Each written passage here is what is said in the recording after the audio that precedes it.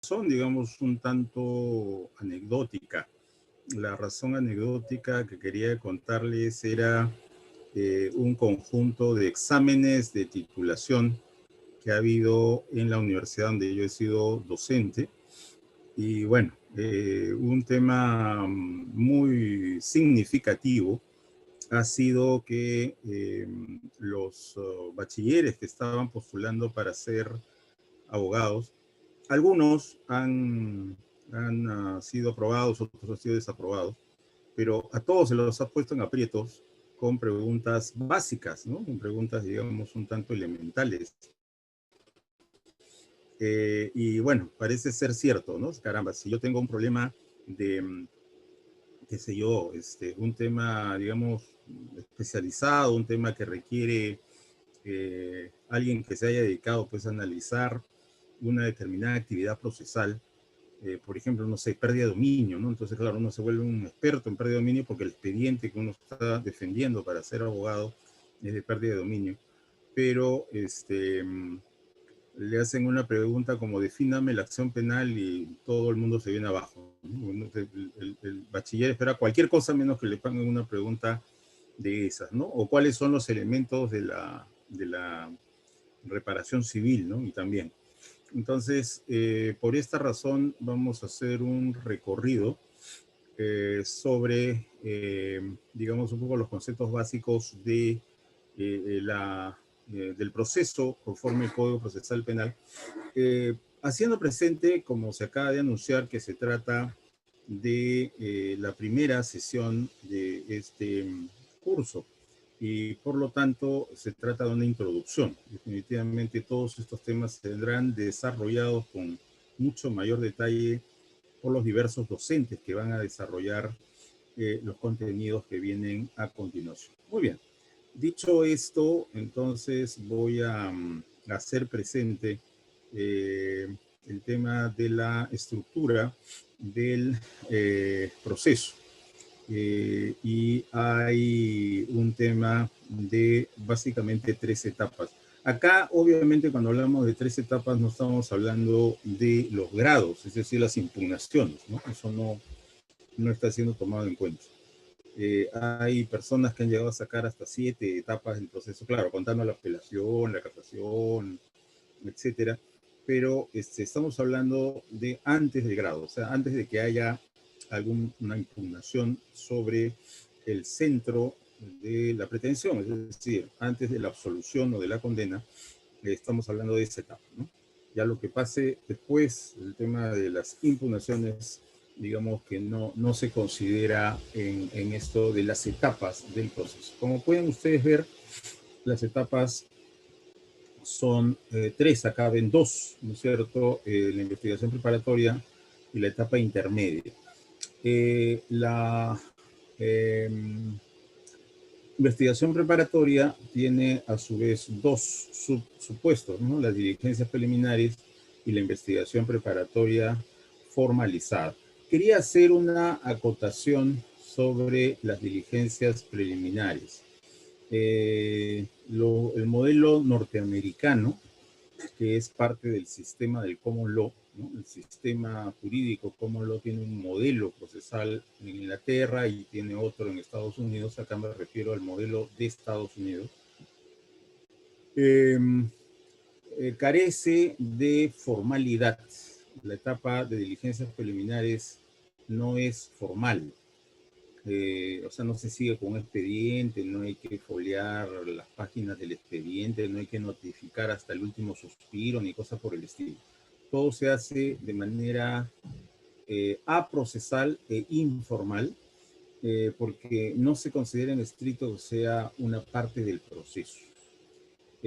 Solo hay una condición para eso, porque en la medida en que no está formalizada, por ejemplo, no tiene control de plazos, ¿no? O sea, una diligencia penal pueden durar 18 años, 5 años, 7 años, 10 años.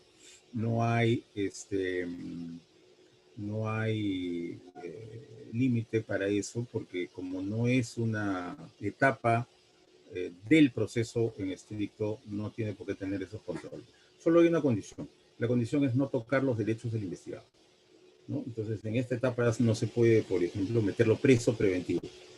Si se lo mete preso preventivo, entonces ya estamos entrando a una etapa formal, una etapa procesal, y por lo tanto esto tiene que tener ya los controles correspondientes, ¿no? Eso es un tema importante. Nosotros hemos tomado una opción, creo que no es la mejor, de formalizar incluso la etapa de diligencias preliminares, ¿no? Lo cual es complicado. Quienes hayan trabajado casos complejos sabrán a qué me estoy refiriendo.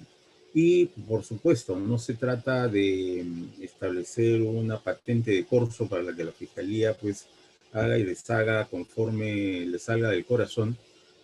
Se pone ese límite que ya les he dicho. No toques los derechos del investigado. Mientras no toques los derechos del investigado, investiga todo lo que quieras por el tiempo que quieras. No hay absolutamente ningún problema. Bien. La etapa intermedia, vamos a analizar un poco su sentido más adelante, controla el intento fiscal de que se sobresea la causa y controla con mucha mayor razón la acusación. Vamos a ver eso con más detalle. Estas son las etapas que vamos a trabajar en la sesión de hoy. Luego viene una tercera etapa que no es objeto de nuestra sesión de hoy, que es el juicio oral. Bien, en cuanto a los sujetos procesales, quería mencionar que tenemos una división gráfica en la sala de audiencias. Y por supuesto, sala de audiencias no significa necesariamente que estemos hablando de juicio oral, ¿no? Pues en estas etapas que estamos eh, analizando, de lo que se trata es de las audiencias previas, ¿no? Muy bien, se trata de eh, el tema de que las partes acusadoras están a la derecha del juez y las partes acusadas están a la izquierda del juez. Esta división física, sin duda alguna, evoca el Evangelio según San Mateo, capítulo 25, ¿no? Donde Jesucristo hace el juicio final y pone a los buenos a su derecha y los malos a su izquierda. Y bueno, la ley peruana ha querido hacer que ese símil de Mateo capítulo 25 se siga en el proceso penal. Siempre cuento yo, siempre narro que en Colombia suele haber en las salas de audiencias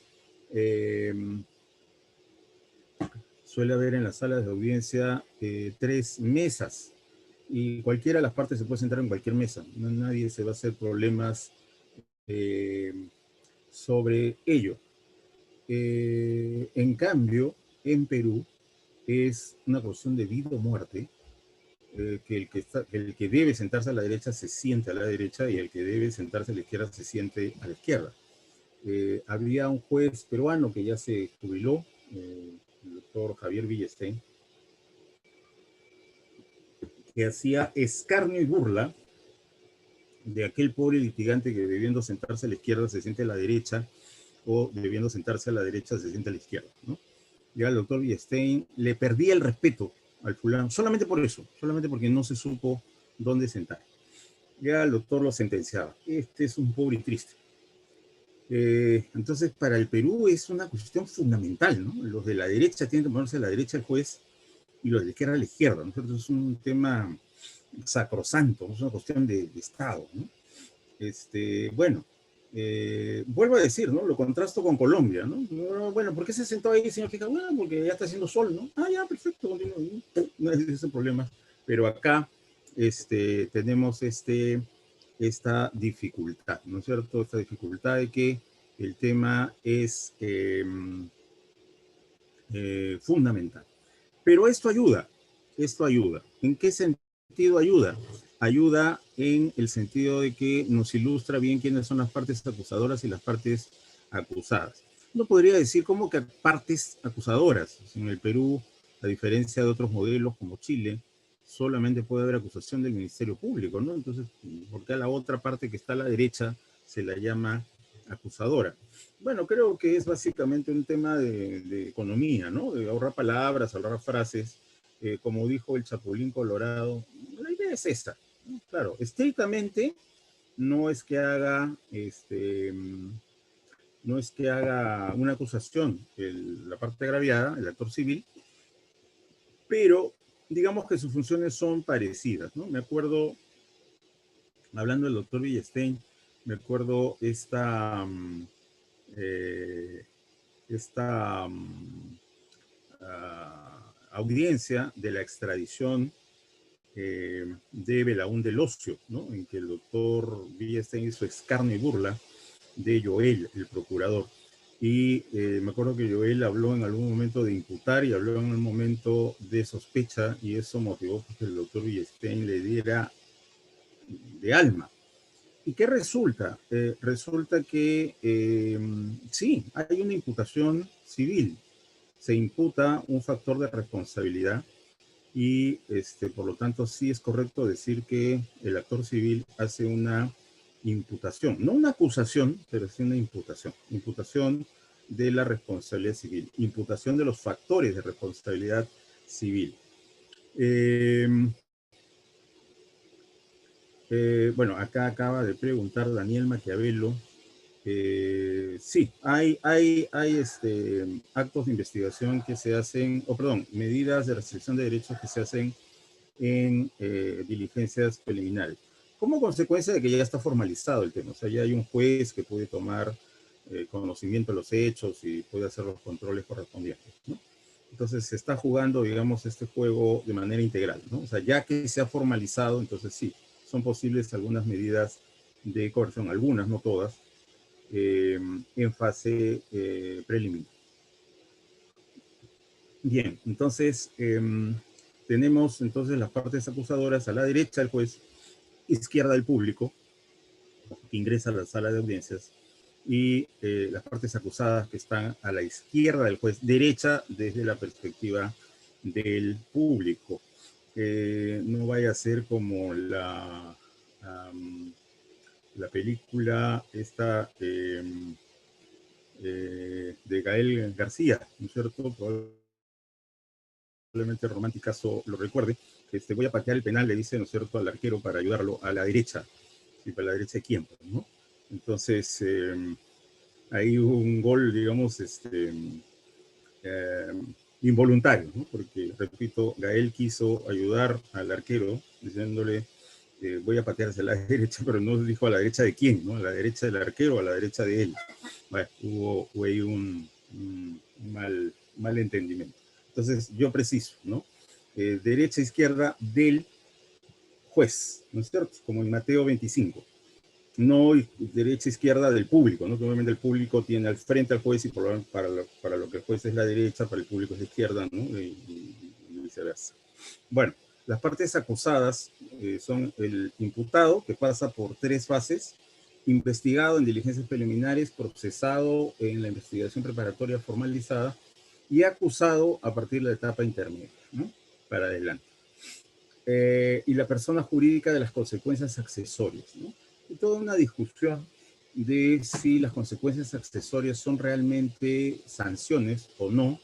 Nuestro código ha evitado darle el calificativo de sanciones. Es una consecuencia del delito, pero no son técnicamente sanciones. Sin embargo, parece que hubo una hipocresía en ello, porque ahora resulta que con la responsabilidad penal de las personas jurídicas, las mismas cosas se llaman sanciones, pero son sanciones para personas jurídicas, ¿no?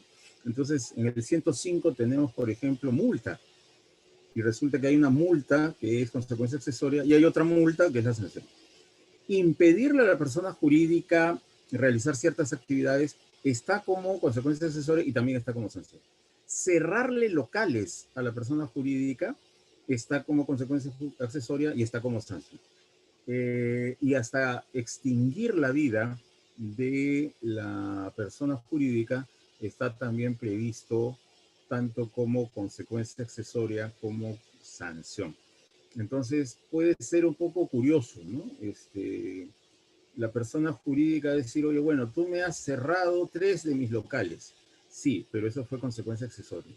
Ya, pero aparte me has obligado a pagar una multa. Ya, eso sí fue sanción. Y me has prohibido realizar una línea. Yo soy una fábrica que vendía calzado. Me has prohibido hacer mocasines. No, eso fue consecuencia accesoria. Realmente, repito, o sea, hacer esa distinción cuando los actos que se hacen sobre personas jurídicas son exactamente lo mismo. Sí, pero no, no, no, no. En este caso te lo estoy imponiendo como consecuencia jurídica y no, por si acaso, que quede claro, esto es una sanción. No sé, no, la verdad no le veo mucho sentido. En la primera versión de las sanciones contra las personas jurídicas no había multa, o perdón, estaba la multa y eso no estaba como consecuencia accesoria. Entonces uno decía, bueno, por lo menos en eso se diferencia, ¿no? Si le voy a poner una multa a la persona jurídica, me va a quedar claro que es una sanción, no es una consecuencia accesoria, porque no estaba. Bueno, ahora ya está. Se modificó, ¿no es cierto?, el 105 y ahora sí, también como una de las consecuencias accesorias está una multa. Entonces ya no hay ninguna diferencia. Exactamente las mismas cosas que le puedo hacer a la persona jurídica como consecuencia accesoria, se las puedo hacer como sanción, ¿no? En estos momentos en el Perú tenemos un pedido fiscal para aplicar la medida cautelar, o sea, no la medida definitiva, que va a ser la extinción, la desaparición de un partido político, ¿no? Esto ya había sucedido, como seguramente ustedes saben, con un grupo etarra en España. Eh, y el juez ordenó, digamos, que un partido etarra, un partido vasco, eh, fuera deshecho, ¿no? Porque se consideraba una organización criminal. Entonces, aquí en el Perú, un partido político está siendo ahora objeto de la medida cautelar, que es la suspensión del funcionamiento del partido. Si es que se llegara al proceso y se viese que hay fundamento para asociar este partido con actividades criminales, la consecuencia será la del 105, entonces la extinción, la disolución y liquidación de ese partido. Jesús Jean-Pierre Flores dice pregunta si es posible el desistimiento de una denuncia antes de que llegue a la fiscalía. Vamos a ver entre las facultades de la policía está que puede recibir denuncias y dice, lo vamos a ver, debe dar de cuenta inmediata al fiscal, el representante del Ministerio Público.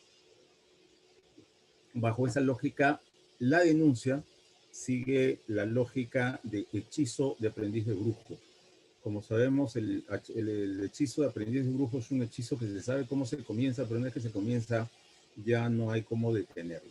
Si es que la policía, actuando como si fuera un juez de paz, dijera, bueno muchachos, ahora que ya ustedes se han reconciliado, ya pues vamos a agarrar esta denuncia que se presentó ante la policía, la vamos a deshacer en 1000 pedacitos y esto nunca pasó, ya eso sería un acto irregular, ¿no? Claro, en la medida que la fiscalía jamás se va a enterar de esto, la fiscalía no exigirá la responsabilidad sobre los policías que hubiesen actuado de esta manera, pero digamos, hipotéticamente, si el Ministerio Público tomara conocimiento que la policía ha recibido una denuncia y en lugar de cumplir con su deber, que es correrla inmediatamente traslado al fiscal, la ha roto y le ha dicho al denunciante y al denunciado, esta denuncia nunca ingresó, nunca existió, eso es regular, ¿no? No existe el desistimiento de la denuncia, porque no es un tema dispositivo. Se supone que la denuncia versa sobre un delito de persecución pública, porque no, no habría denuncia, habría querella, ¿no es cierto? Y una vez que el Estado ha tomado conocimiento de una de un presunto acto delictivo, se tiene que hacer la investigación. Incluso vamos a citar la frase en latín que refleja esa idea. Bien, las diligencias preliminares, justo lo que estaba diciendo, no tienen principio de disponibilidad, ¿no? Disponibilidad es que si estoy de humor, si tengo tiempo, si tengo dinero, qué sé yo, sigo el proceso. Y si no, pues no me interesa, pues no, es un tema. Entonces, por ejemplo, la demanda laboral sigue un proceso dispositivo, ¿no? El que se ha visto afectado en sus derechos laborales, si gusta, puede iniciar el proceso, si quiere no lo inicia, Y una vez que lo inició, si quiere lo continúa o si quiere se desiste, ¿no? Como le dé la gana. Eso no es absolutamente su problema. Repito, una vez que el Estado se toma conocimiento de un hecho presuntamente delictivo, se tiene que hacer la persecución penal. No es, digamos, facultativo, ¿no? Y por lo tanto la denuncia tampoco, ¿no? Claro, uno podría hacer hipotéticamente una distinción entre, por ejemplo, delitos contra la vida, el cuerpo y la salud y delitos patrimoniales. Pero en realidad, claro, a todos nos queda claro, eso es indudable, a todos tenemos claro, sobre el tema de, a todos nos queda claro el tema de la persecución, perdón, nos queda clara el plexo, ¿no? El plexo es la escala de valores de la Constitución. Entonces es obvio que la vida o la integridad física tienen más peso, más valor que el patrimonio, eso es clarísimo. Pero no estamos hablando de eso, ¿ah? No estoy diciendo que la vida valga lo mismo que. Lo que estoy diciendo está bien que la vida o la integridad física valga mucho más que el patrimonio, eso es indudable. El problema está en que eso no nos autoriza a hacer distinciones. O sea, vamos a permitir que problemas patrimoniales, sí, que haya facultad dispositiva, ¿no? Si se quiere seguir, bueno, se sigue, pues. Y si está muy cansado, lleno de trabajo, no lo sigue, no lo inicia, no hay problema. No, ¿no es cierto? Y eso vale también para la denuncia, ¿no? O sea, si es que ha habido una pelea y dentro de esa pelea uno de los partícipes en la pelea con un cuchillo le ha abierto el vientre a la otra persona y esta persona está en el hospital, ¿no es cierto?, gravemente herida, tratando de salvar su vida en una intervención quirúrgica de emergencia, todos entendemos, ¿no? Dice, que venga pues el procesado, perdón, el agraviado, ¿no? Antes de entrar al quirófano, antes de quedarse dormido por la anestesia del quirófano, lo perdono, que no haya persecución penal, todos entendemos que eso no tiene absolutamente ningún efecto. Si es que ese ciudadano muere y se le pregunta a su viuda, ¿no es cierto?, ¿usted quisiera seguir con el proceso penal por la muerte de su esposo? No, es absolutamente irrelevante lo que diga la esposa. Quiera o no quiera la esposa que se haga un procesamiento al autor del cuchillazo que mató a su cónyuge, igualito se va a seguir. Ya, vuelvo a decir, está bien, la vida es un valor mucho más importante que el patrimonio, pero exactamente lo mismo funciona con un delito contra el patrimonio, un hurto. ¿Ya? Me hurtaron mi laptop. No, al fin y al cabo ya estaba vieja, ¿no? Como decía el chavo, no, al fin que ni quiero, ¿no? No, o sea, es un delito, es de persecución pública, ¿no es cierto? Si el Estado ya tomó conocimiento a través de la policía, tiene que iniciarse el procedimiento. No es que se puede, si estoy de humor, si tengo tiempo, es que tengo cosas más importantes. No, señor. O sea, el proceso tiene que iniciarse, ¿no? No hay facultades dispositivas en el proceso penal. Y existe, bueno, José Andrés pregunta, ¿qué piensas sobre el criminal compliance en las personas jurídicas para eximir de responsabilidad? Bueno, definitivamente el compliance es una muy bella manera de plasmar el principio del artículo 7 del título preliminar del Código Penal. La pena requiere de la responsabilidad penal del autor. Queda proscrita toda forma de responsabilidad objetiva. Entonces, para sancionar a una persona jurídica, esta persona jurídica, permítanme la obscenidad, ha tenido que actuar o con dolo o con culpa. Ustedes dirán, pero una persona jurídica puede tener dolo o puede tener culpa. Bueno, con todas las dificultades para adaptar categorías pensadas en seres humanos a una persona jurídica, digamos que sí, ¿no? Obviamente es analizando la actuación de sus órganos, los órganos societarios, de la gerencia, del directorio, etcétera, es evaluando cómo actuaron los órganos de la sociedad que uno sacará la conclusión de que esta persona jurídica actuó con dolo o con culpa. Y por lo tanto, el solo hecho de que suceda algo no deseado dentro de la persona jurídica Por ejemplo, que se usen operaciones de la persona jurídica para ser lavado. Ya, se usa la estructura y las operaciones de la persona jurídica para lavar dinero. Ya. Debe ser sancionada la persona jurídica y la respuesta sería que no, si es que se ha usado a la persona jurídica, no que la persona jurídica haya intervenido.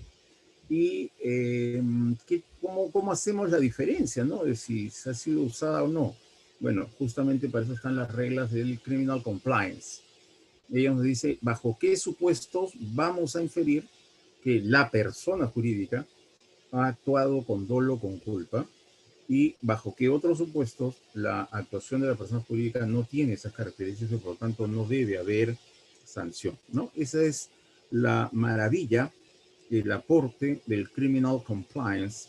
Y la idea del criminal compliance es que se creen una serie, en primer lugar, de reglas generales, o sea, reglas establecidas en la ley para que todas las personas jurídicas los cumplan, y luego reglas especiales que tienen que hacerse caso por caso, porque no es lo mismo, no son las mismas reglas de compliance, es decir, de control para que no se use a la persona jurídica para actos ilegales.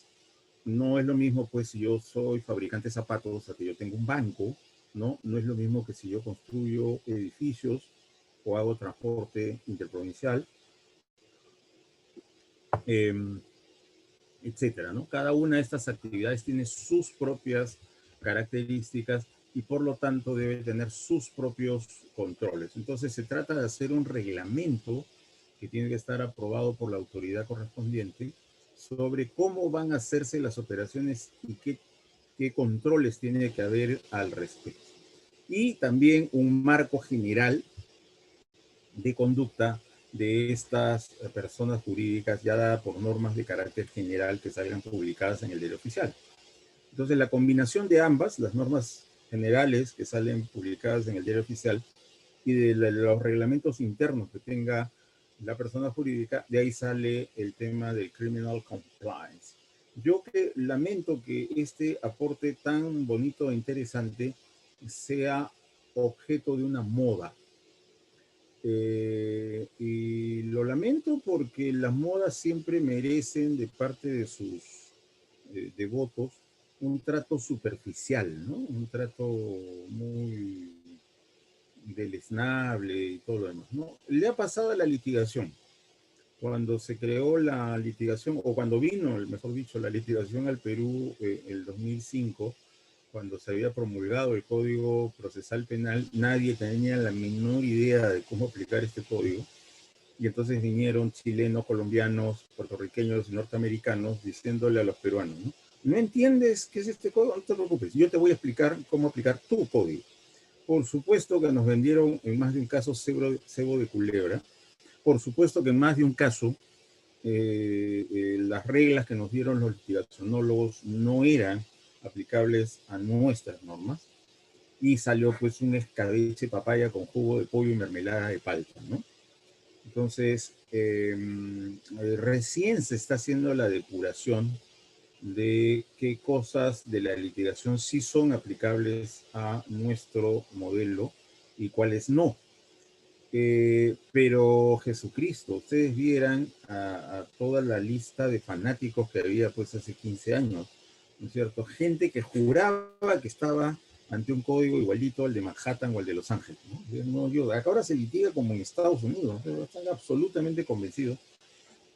Y escribían sobre eso, ¿no? O sea, hace 15 años todo el mundo quería ser especialista en litigación, dar cursos de litigación, escribir libros de litigación y todo lo demás, ¿no es cierto? Y toda esa gente, curioso, ahora no escribe una pinche línea sobre litigación. Se olvidaron, se les olvidó el rollo de la litigación. Ahora esa gente, todo lo que saca, todo lo que publica, todos sus eventos académicos son sobre compliance, ¿no? Entonces, realmente amaron a la litigación, ¿no? Les cambió la vida la litigación. No, estaban siguiendo una moda. Pues. Estaba en moda, pues bueno, quise seguir la moda, ¿no? Entonces hay y debe haber de los miles de personas que ya nos tienen hasta acá, ¿no es cierto?, con su compliance, cursos de compliance, diplomados de compliance, libros de compliance, abro un estudio especializado en compliance, fundo institutos, ¿no?, que investigan sobre compliance, y me enorgullezco de irme a España y recibir, ¿no es cierto?, un diploma sobre especialista en compliance. Todo. Bueno, toda esta gente, si sigue la misma pauta, y creo que la está siguiendo, lo que está haciendo es seguir una moda, ¿no? Simplemente eso en Perú tiene un nombre muy delicioso, ¿no?, que creo que refleja hermosamente el alma nacional.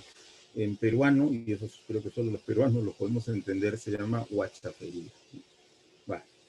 Y repito, esto sin perjuicio de señalar que la propuesta de compliance es una propuesta fundamental para hacer cumplir el artículo 7, ¿no es cierto? Eso es indudablemente cierto. O sea, no vamos a decir que el compliance en sí mismo es una guachafería. No, es un aporte fundamental.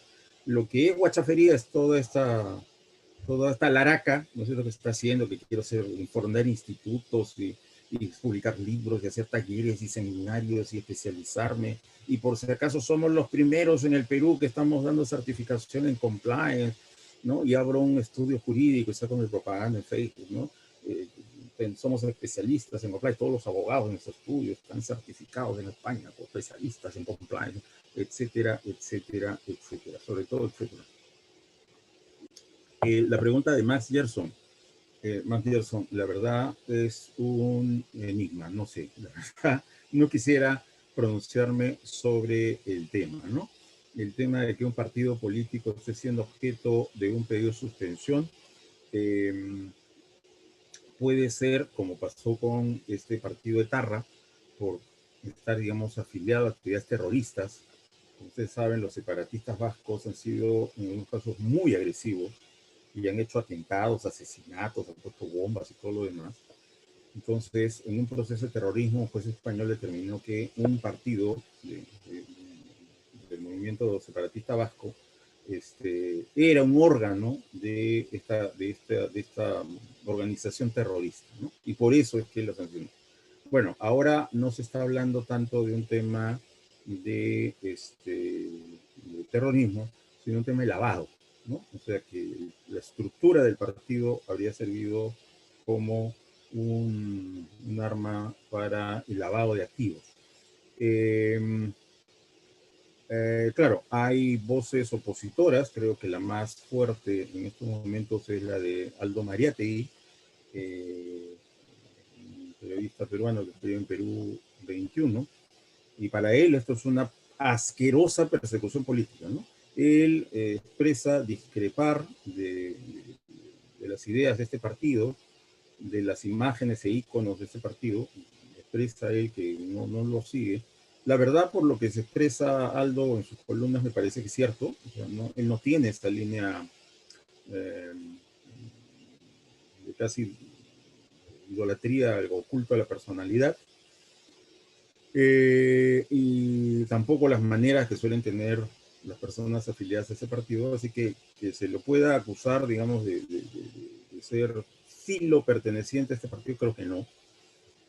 Creo, me parece que Aldo Mariátegui expresa su sincera opinión. O sea, él sinceramente cree que esto es una persecución política inaceptable. Para otros no, para otros sí hay indicios de actos de lavado y por lo tanto sí sería correcto este tema. La verdad, no conozco mucho sobre el tema, así que no quisiera pronunciarme, y bueno, mucho menos no sé pues, si la OEA lo verá como una asquerosa persecución o simplemente es una de las atribuciones que tienen los organismos de justicia del Perú, ¿no? Katia Rosalía, sí, definitivamente ahí hay hay un delito que es, bueno, ahí hay que distinguir dos cosas.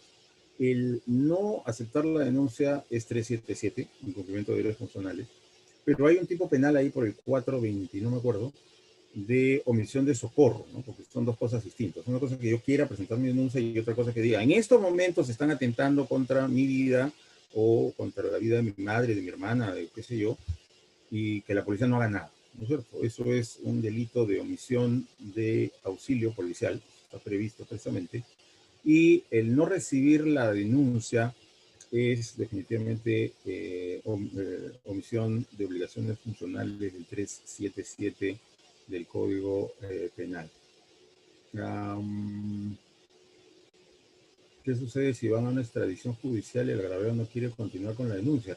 No, si ya estás en extradición, quiere decir que ya se formalizó. Si ya se formalizó, la verdad, la opinión del agraviado nos tiene sin cuidado.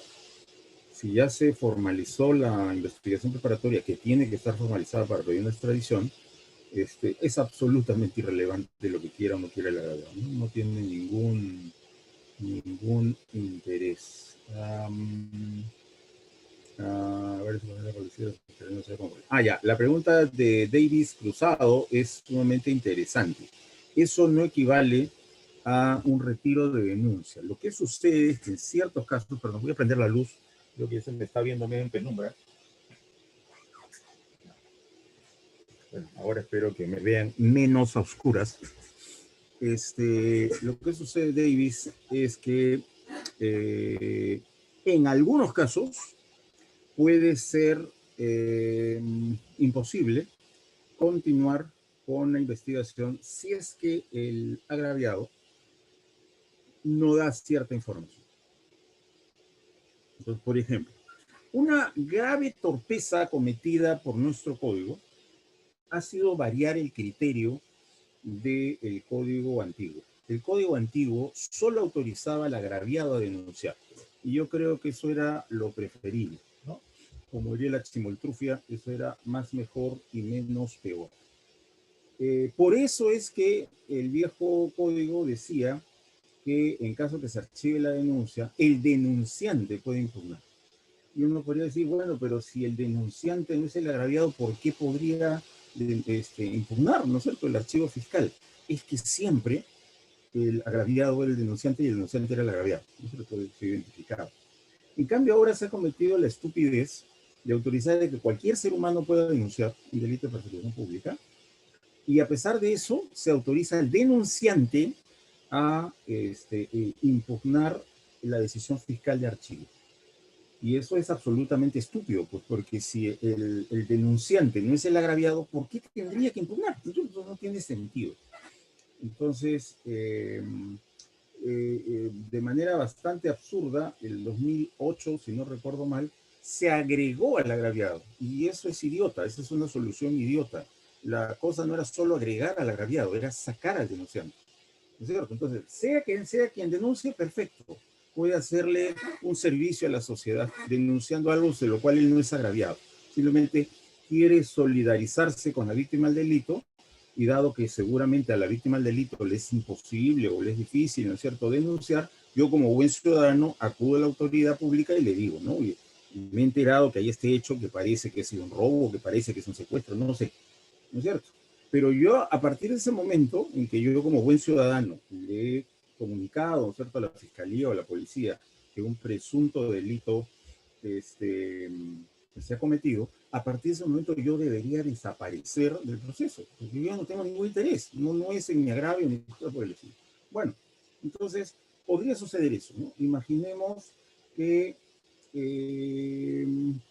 una señora, probablemente invidente, vende, como decía una vieja canción peruana, chicles, cigarrillos, caramelos, toffees, menta, fósforos en una esquina, y confía en que las personas que se le acercan, dado que ella es ciega y se nota que es ciega, no le van a timar, pues no es que se van a llevar productos sin pagarle, o no le van a dar billetes o monedas porque no correspondan con el precio de las cosas que las personas consumen, ¿no?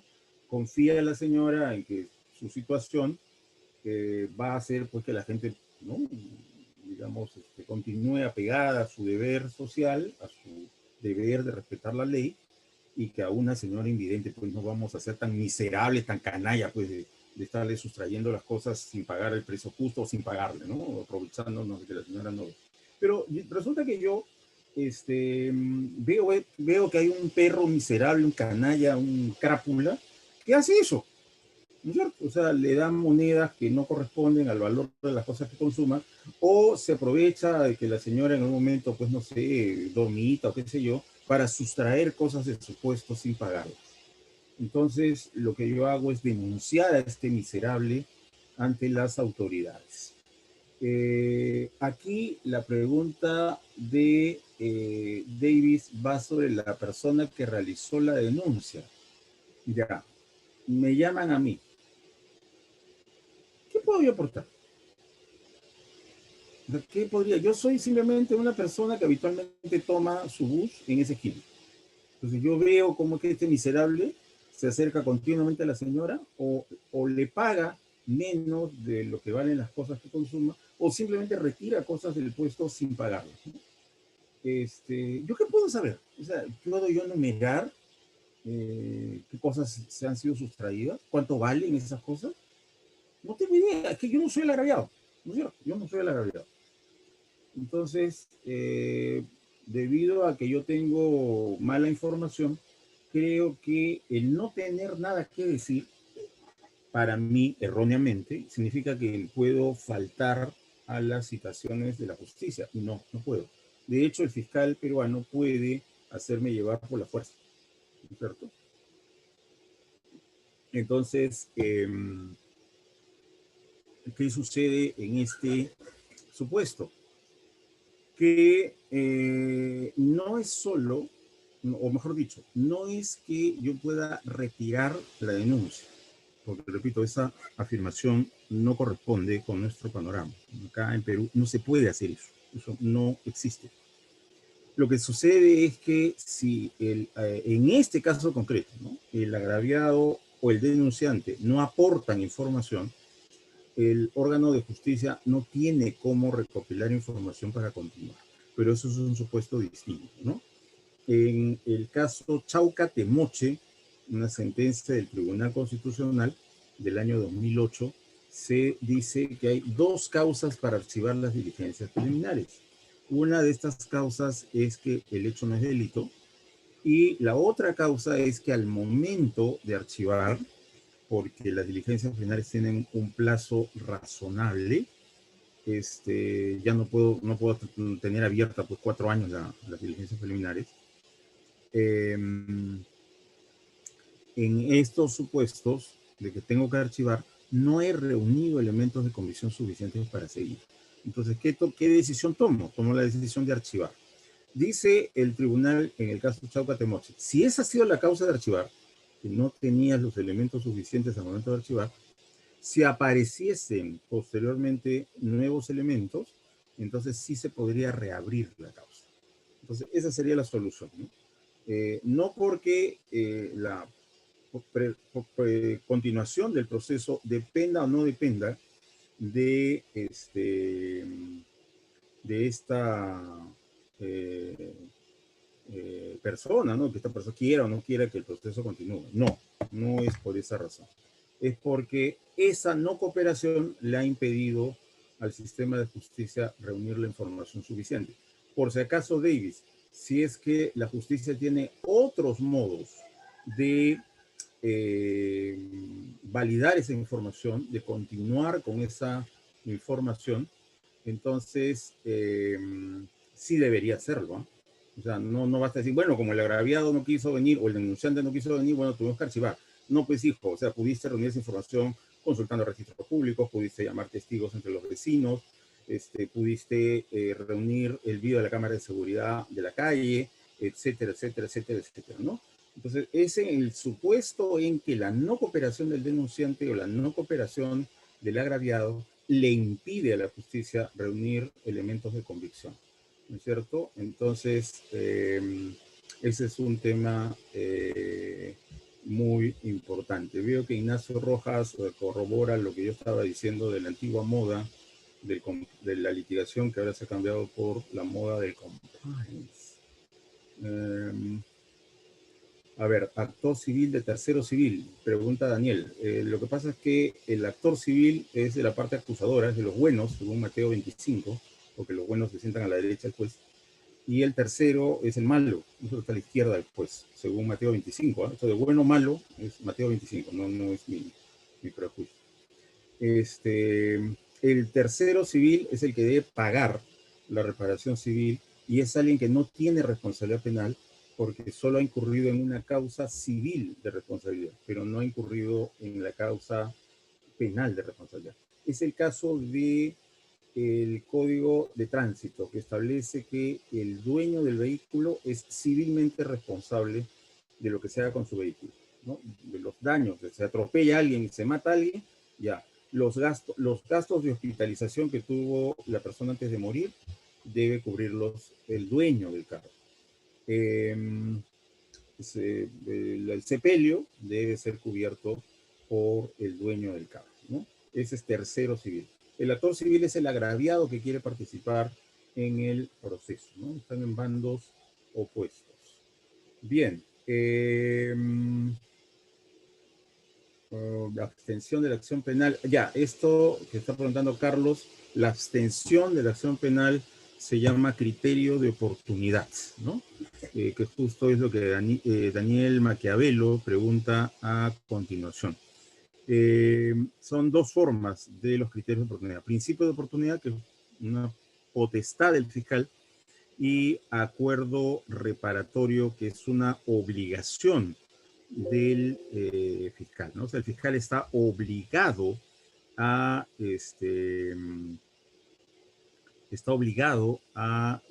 hacer la diligencia de acuerdo reparatorio cuando corresponda, ¿no? Muy bien. Román nos cuenta pues que sí, el desde México tiene un sistema distinto, sí, sí, sí, sin duda alguna. México siempre, ¿no? Como dice el proverbio jurídico, tan lejos de Dios, pero tan cerca de Estados Unidos, ¿no? Probablemente ese sea parte de la razón, ¿no? El abogado de la parte agraviada puede participar en la declaración del imputado y testigos en diligencia penal, sí. Lo que pasa es que ahí sí hablamos solo de agraviado, parte agraviada, ¿no? Todavía no es actor civil, porque para hacer actor civil la acción tiene que estar formalizada. ¿Sugiere alguna posibilidad del Ministerio Público intervenir? Delito de lesiones culposas de acción privada. Si es acción privada, no interviene el Ministerio Público, ¿no? Definitivamente. Y sí, hay unos supuestos de lesiones que hay supuestos de lesiones que son de acción privada, ¿no? Toda acción privada requiere la intervención del Ministerio Público, ¿no? Contrario censo, si es de persecución pública, no corresponde ello, ¿no? Esa es una pauta que debemos tener. José Guillermo está preguntando por el artículo 84, pero no dice qué dice. A ver, voy a ver. 84.2. El abogado defensor, ¿no? Claro, no, acá se ha preguntado la parte agraviada, ¿no? No es estrictamente hablando parte el abogado del actor civil o el abogado del agraviado no es defensor, ¿no? Estrictamente hablando. Por eso, veamos la ubicación. El abogado defensor está en el capítulo 2 del título 2. El título 2 es el imputado y el abogado defensor. O sea, no es cualquier abogado al que se refiere el 84, inciso 2, que es intervenir en las diligencias, sino los abogados de la izquierda, ¿no? No los de la derecha. Para los de la derecha no está habilitada esa función. Esa función sí está habilitada por el principio de igualdad, ¿no? El principio de igualdad. Por el principio de igualdad, dado que le doy la chance al abogado defensor, tengo que darle también la misma chance al abogado de la parte agraviada, ¿no? Parte agraviada simplemente antes de formalizar y ya actor civil si es que ya se ha formalizado la investigación. Cuando no se constituye en parte civil, bueno, ya no es parte civil, pregunta Paloma, es actor civil. Estamos hablando del nuevo modelo, ¿no? En el viejo modelo es parte civil. Sí, se puede aumentar porque ya queda para ponderación judicial. En cambio, como sí hay factor dispositivo en la reparación civil, porque es un tema civil, no es un tema penal, y lo civil tiene por esencia facultades dispositivas, ¿no? Si quiero, cobro, si no quiero, no cobro, si quiero, pido indemnización, si no quiero, no la pido, ¿no es cierto? Es absolutamente dispositiva. Entonces, claro, ahí surge el tema, ¿no? Que si no hay un actor que esté defendiendo, entonces ya es una ponderación judicial la que tiene que decir cuánto es el monto de la reparación y esta puede ser subida o bajada, ¿no? Luis Quinde está preguntando por el 337, inciso 5. La respuesta claramente sí. De eso se trata, de que el juez ordene al fiscal que haga un acto de investigación a favor de la parte procesal que, de la parte procesal que la ha pedido. Esto es muy importante, no sé, la verdad, cómo será en México, pero por lo menos en Perú, nos podría decir, tal vez, no sé, en el chat Román, en Perú no tenemos un modelo, digamos, de rivales contrarios, ¿no? No es adversarial. Entonces, la pregunta de Luis Quinde sobre el 337, inciso 5, significa, primero 337, inciso 4. Si yo, tercero civil, si yo, persona jurídica, si yo, imputado, o incluso si yo, abogado del actor civil, requiero un acto de investigación, no lo hago yo, sino se lo pido al fiscal.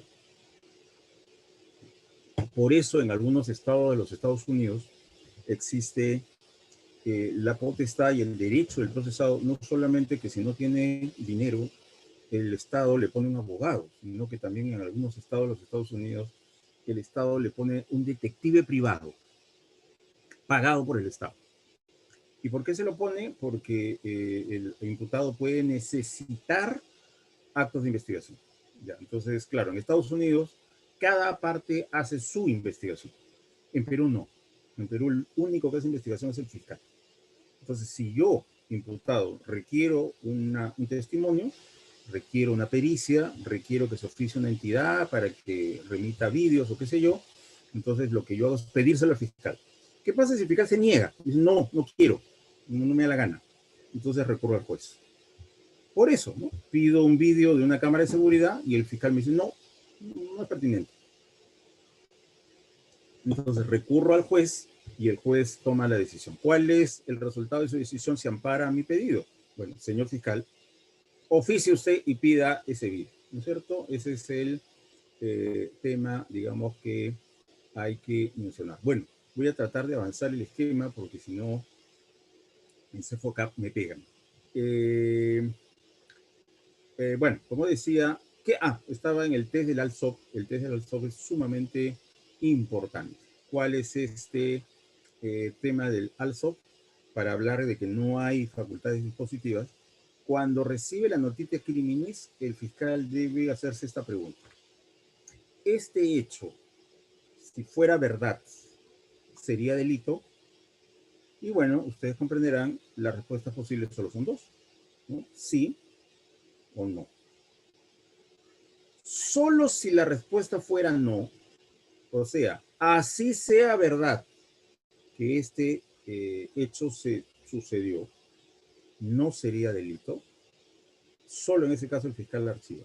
Por lo contrario, si la respuesta fuera sí, si fuese verdad que esto pasó, sería delito, entonces el fiscal tiene que abrir diligencias preliminares.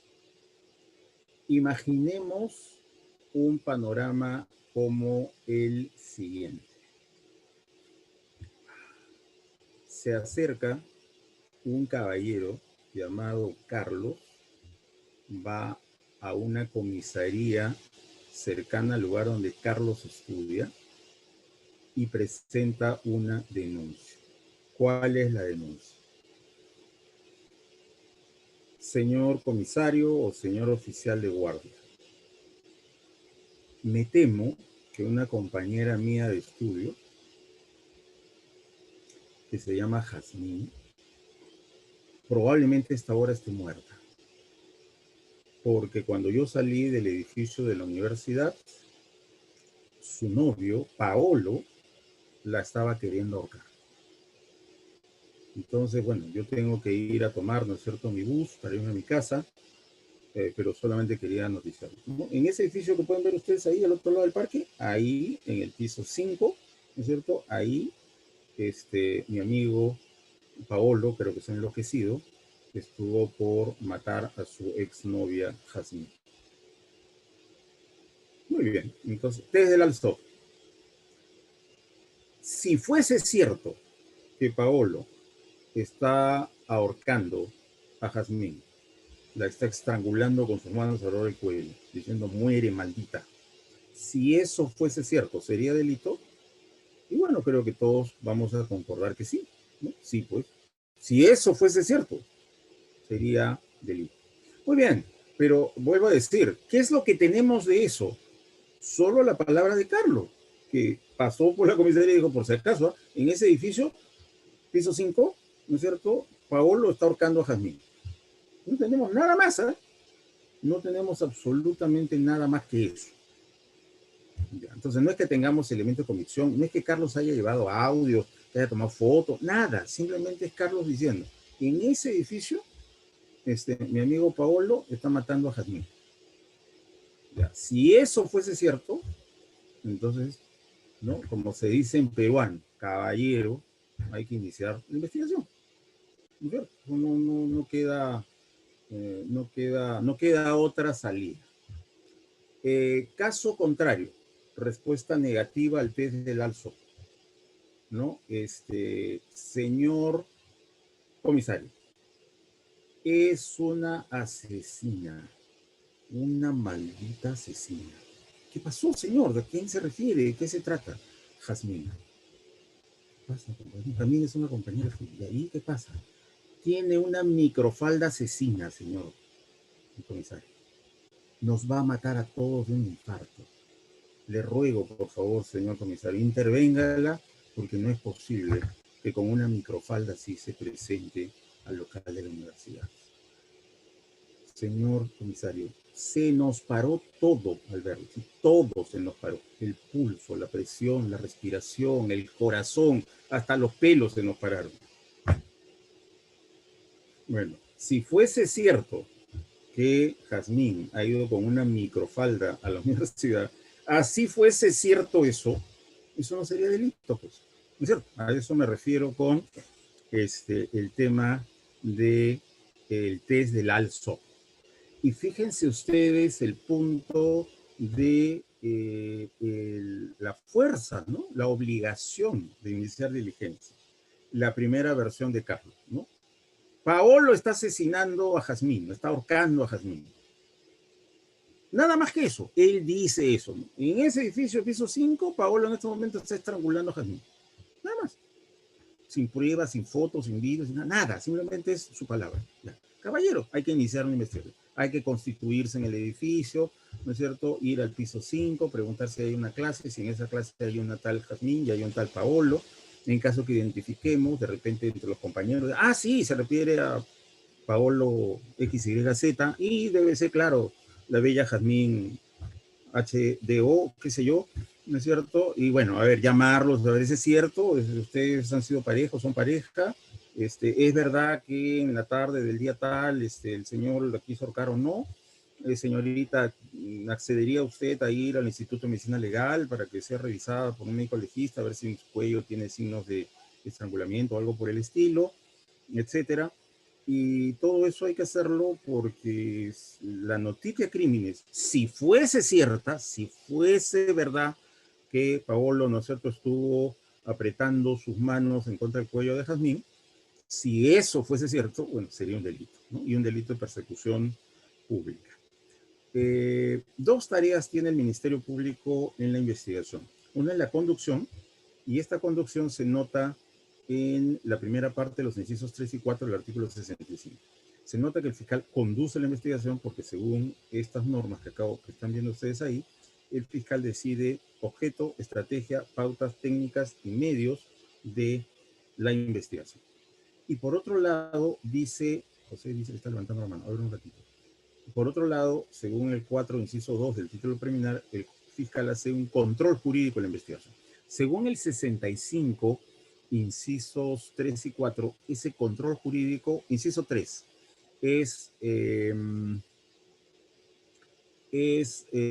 vigilar la regularidad de los actos de investigación para efectos de su validez y salvaguardar los derechos del investigado según el inciso 4, ¿no? Esos son los dos roles, digamos, del Ministerio Público en la investigación. José había levantado la mano, pero creo que ya la bajó. Bueno, fue sin querer queriendo, supongo, ¿no? Porque no está nada. Justo cuando le iba a dar el uso de la palabra a José, creo que bajó la mano.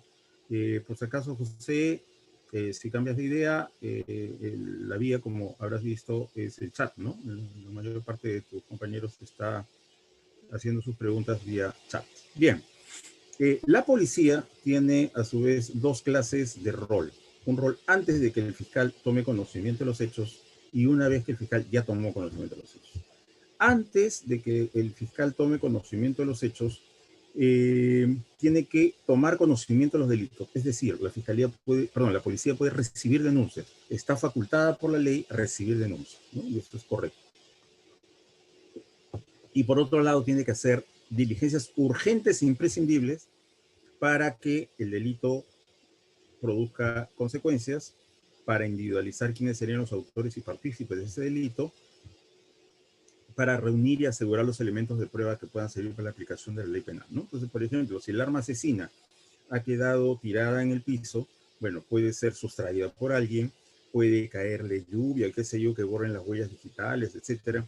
Entonces, por ejemplo, hay que aislar, hay que cubrir, ¿no es cierto?, esa arma de fuego para que se puedan hacer los exámenes periciales al respecto. Si la persona que ha muerto está muerta, digamos, en una zona eh, alejada de los centros urbanos, ¿no es cierto?, donde hay fieras, probablemente el cadáver pueda ser devorado por las fieras y se necesita pues que el cadáver esté más o menos en las mismas condiciones para los exámenes criminalísticos, para determinar la causa de la muerte, hora de la muerte, etcétera, etcétera, etcétera, ¿no? Entonces, no se va a levantar el cadáver, pero sí se va a protegerlo para que no se contamine, digamos, y se puedan hacer actos de investigación válidos sobre el cadáver, ¿no? Esto es lo que tiene que hacer la policía antes de que el fiscal asuma conocimiento de los hechos. Esto en la Jesucristo, la macrocefálica ciudad de Lima. Esto no es necesario separar esta primera fase, ¿no es cierto? Esta primera fase de una fase anterior a que el fiscal conozca de los hechos, ¿no es cierto? ¿Por qué? Porque en esta macrocefálica ciudad de Lima, este tema, el fiscal está pues a unos pocos minutos de cualquier lugar donde suceda un evento criminal. Entonces, si esto está a minutos, ¿no es cierto? No hay básicamente por qué la policía no tendría por qué hacer mayor cosa. Claro, sí, tiene que acercar la zona, etcétera, pero no más que eso, ¿no? Distinto es el caso donde el fiscal más cercano está a 3 días en lancha. Bueno, esa es otra cosa. Ahí si salimos de Lima y vamos a las zonas, por ejemplo, de la selva peruana, ahí sí, pues, ¿no es cierto? Y para que llegue el fiscal, fácil 3 días en lancha. No es que agarro la radio y ya está el fiscal ahí, ¿no es cierto? No. Va a tardar, repito, mucho tiempo en que el fiscal llegue. Entonces ahí sí tiene sentido el 67, ¿no? Una vez que el fiscal ya asumió, las facultades policiales son las del 68. O sea, el fiscal le puede ordenar a la policía que haga las cosas del 68, ¿no? Que no las vamos a enumerar porque no tenemos mucho tiempo, hemos dicho la agenda está un poquito apretada para la tarde de hoy, pero como se les va a alcanzar este material subversivo y ustedes van a ver minuciosamente cuáles son estos temas. Bien, como dije, las diligencias preliminares tienen también el mismo sentido parecido al de la intervención policial, ¿no? Tienen los temas de actos urgentes e inaplazables, casi con las mismas finalidades que la policía, si han tenido lugar los hechos. O sea, fíjense otra vez el ejemplo de Carlos denunciando a Paolo. Ya. ¿Es cierto? ¿Ha pasado eso? Eso que ha dicho Carlos, ¿no? Ahí en el piso 5 de ese edificio, Paolo está ahorcando a su novia o su exnovia, no sé, Jazmín. ¿Es eso cierto? ¿Eso ha sucedido? Bueno, primero vamos a ver si es cierto, si ha dicho eso, ¿no es cierto? Sí, acá Daniel, eh, no, Daniel, a ver, Daniel, te repito, ¿qué pasa si es que estamos a un fiscal a 3 días en lancha? ¿Qué sucede con eso? O sea, ¿qué vamos a hacer cuando el fiscal no está pues a 7 minutos en camioneta, ¿no? Repito, cualquier parte de la ciudad de Lima, sobre todo ahora que se han desconcentrado las fiscalías, ya no están todas en un solo local, sino que están distribuidas en módulos y en fiscalías distritales. Entonces, pasa cualquier evento criminal, yo policía intervengo y claro, llamo por la radio, llamo al celular del fiscal y en 7 minutos el fiscal está ahí, ¿cierto? El problema está cuando, vuelvo a decir, el fiscal está lejano, ¿no? Y ahí sí hay que tomar pues consideraciones. No vamos a decir, no, pues, ¿no? Vamos a dejar el cadáver ahí, en el medio de la selva, y bueno, vamos a rogarle, pues vamos a invocar pues, a los jaguares, ¿no? Pues, los jaguares no se comen el cadáver, por favor, les ruego hasta que no llegue el representante del Ministerio Público. Absurdo, ¿no? Eso no tiene mayor sentido. Es más, tampoco la policía le va a dirigir pues, una notificación a las bacterias, ¿no? Señores bacterias, por favor, no descompongan el cadáver hasta que llegue el señor fiscal, le ruego. Es obvio que se tienen que hacer acciones urgentes, inaplazables en ese sentido. Ese es el sentido, Daniel, de la llamada prueba preconstituida, que son las actas que levanta la policía en esos momentos iniciales.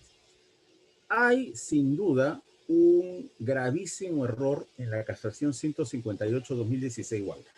¿Cuál es ese error? Ese error es que ha desaparecido una norma del viejo código y los jueces supremos no se han dado cuenta. Ya, o sea, no han cambiado el chip. Ha desaparecido el artículo 70 del Código de Procedimientos Penales, que dice, los actos de investigación de la policía que cuenten con la participación del Ministerio Público tienen valor probatorio. No se han dado cuenta, según el 158-2016 Guaura, eso no existe en el Código Procesal Penal. Así que decir que tiene que estar presente el fiscal, eso no es cierto. Hay 5 diligencias que dice el código, donde sí el código dice, en estas tiene que estar presente el fiscal. 5. A ver, voy a ver si mi avanzada edad me permite acordarme cuáles son. Jesucristo. Levantamiento del cadáver. Necropsia. Negativa de la persona incautada para firmar el acta de incautación. Confesión y ampliación de la declaración del procesado. En estas 5, el código dice, ahí tiene que estar presente el fiscal. Entonces, claro, si interpretamos la casación 158-2016 Guaura en ese sentido, pero no lo hace así, es correcto. Pero en las otras, ¿por qué? ¿Por qué? ¿Para qué?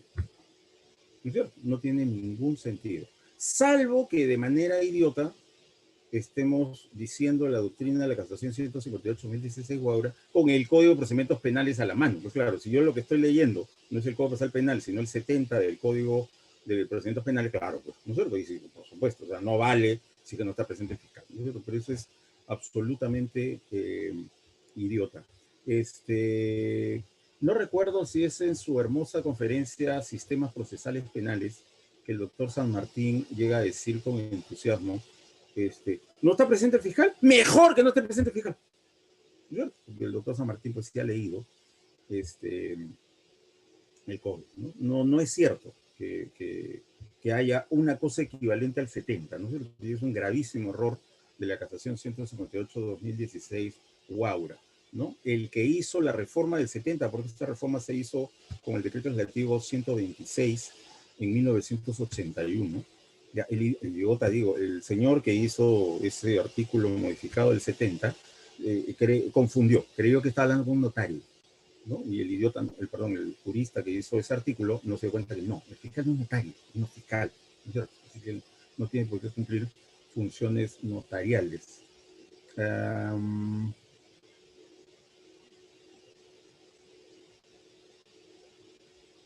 ver.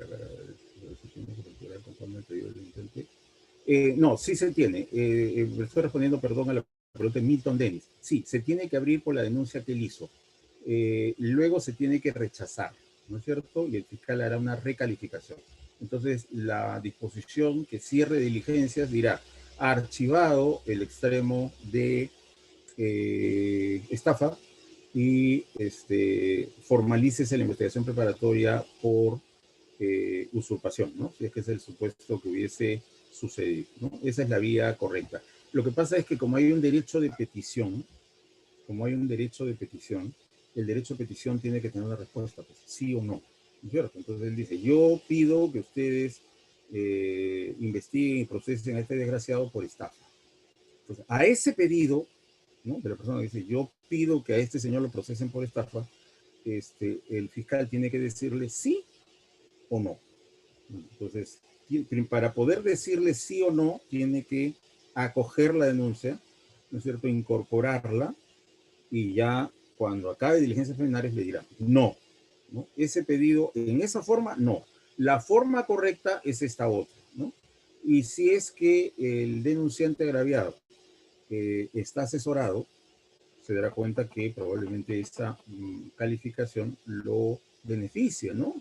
Lo ayude más bien con más probabilidades de éxito de que el caso acabe a su favor cuando esto pase al Poder Judicial, ¿no? Claro, si es terco, ¿no? R con estafa, ¿no? Pero creo que sería una acción torpe, ¿no?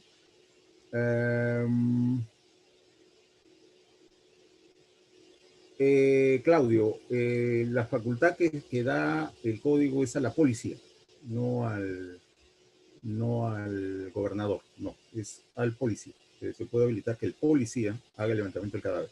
Justo por estas cosas que le estaba precisando a Daniel, ¿no es cierto? Claro, no vamos a tener 4 días o 3 días que va a llegar el señor fiscal en lancha, el cadáver pues ahí tirado, ¿no es cierto? Hay que levantar el cadáver. Entonces, claro, por radio se coordinan. Entonces, señor, pero ¿usted cuándo va a constituirse aquí? Bueno, la verdad voy a llegar pasado mañana a mediodía. Ya, ¿qué hacemos? Entonces, señor, ¿me autorizará usted, por favor, a levantar el cadáver? Sí, quedas autorizado a levantar el cadáver. Entonces ya se hace el levantamiento del cadáver con autorización. Pero es una excepción, ¿no? Fuera de estos casos excepcionales, el fiscal tiene que estar en el levantamiento del cadáver. Eso sí está ordenado por el código, ¿no? Bien. Sobre el tema de el informe policial es muy importante. ¿Qué sí debe tener, qué información debe incorporar el informe policial? Acá tienen ustedes un panorama, ¿no? Antecedentes que motivaron su intervención. Esto es importante porque a veces la policía pone por acciones de inteligencia provenientes de fuente humana. Nos enteramos de... No, discúlpame, pero tienes que documentar eso. ¿No? Tienes que documentar eso. O sea, ¿cuál es la forma oficial de que te has enterado de estos hechos? Y bueno, cuáles son las diligencias, cuáles son las actas que se levantaron, qué manifestaciones se tomaron, etcétera, etcétera, ¿no? Ese es el contenido. Lo interesante en eso, en lo que sí debe contener el informe, es curioso, no hay mayor diferencia con el viejo atestado policial. La diferencia es que no debe contener el informe, y lo que no debe contener el informe es calificación jurídica de los hechos e imputación de responsabilidad. Les cuento que hay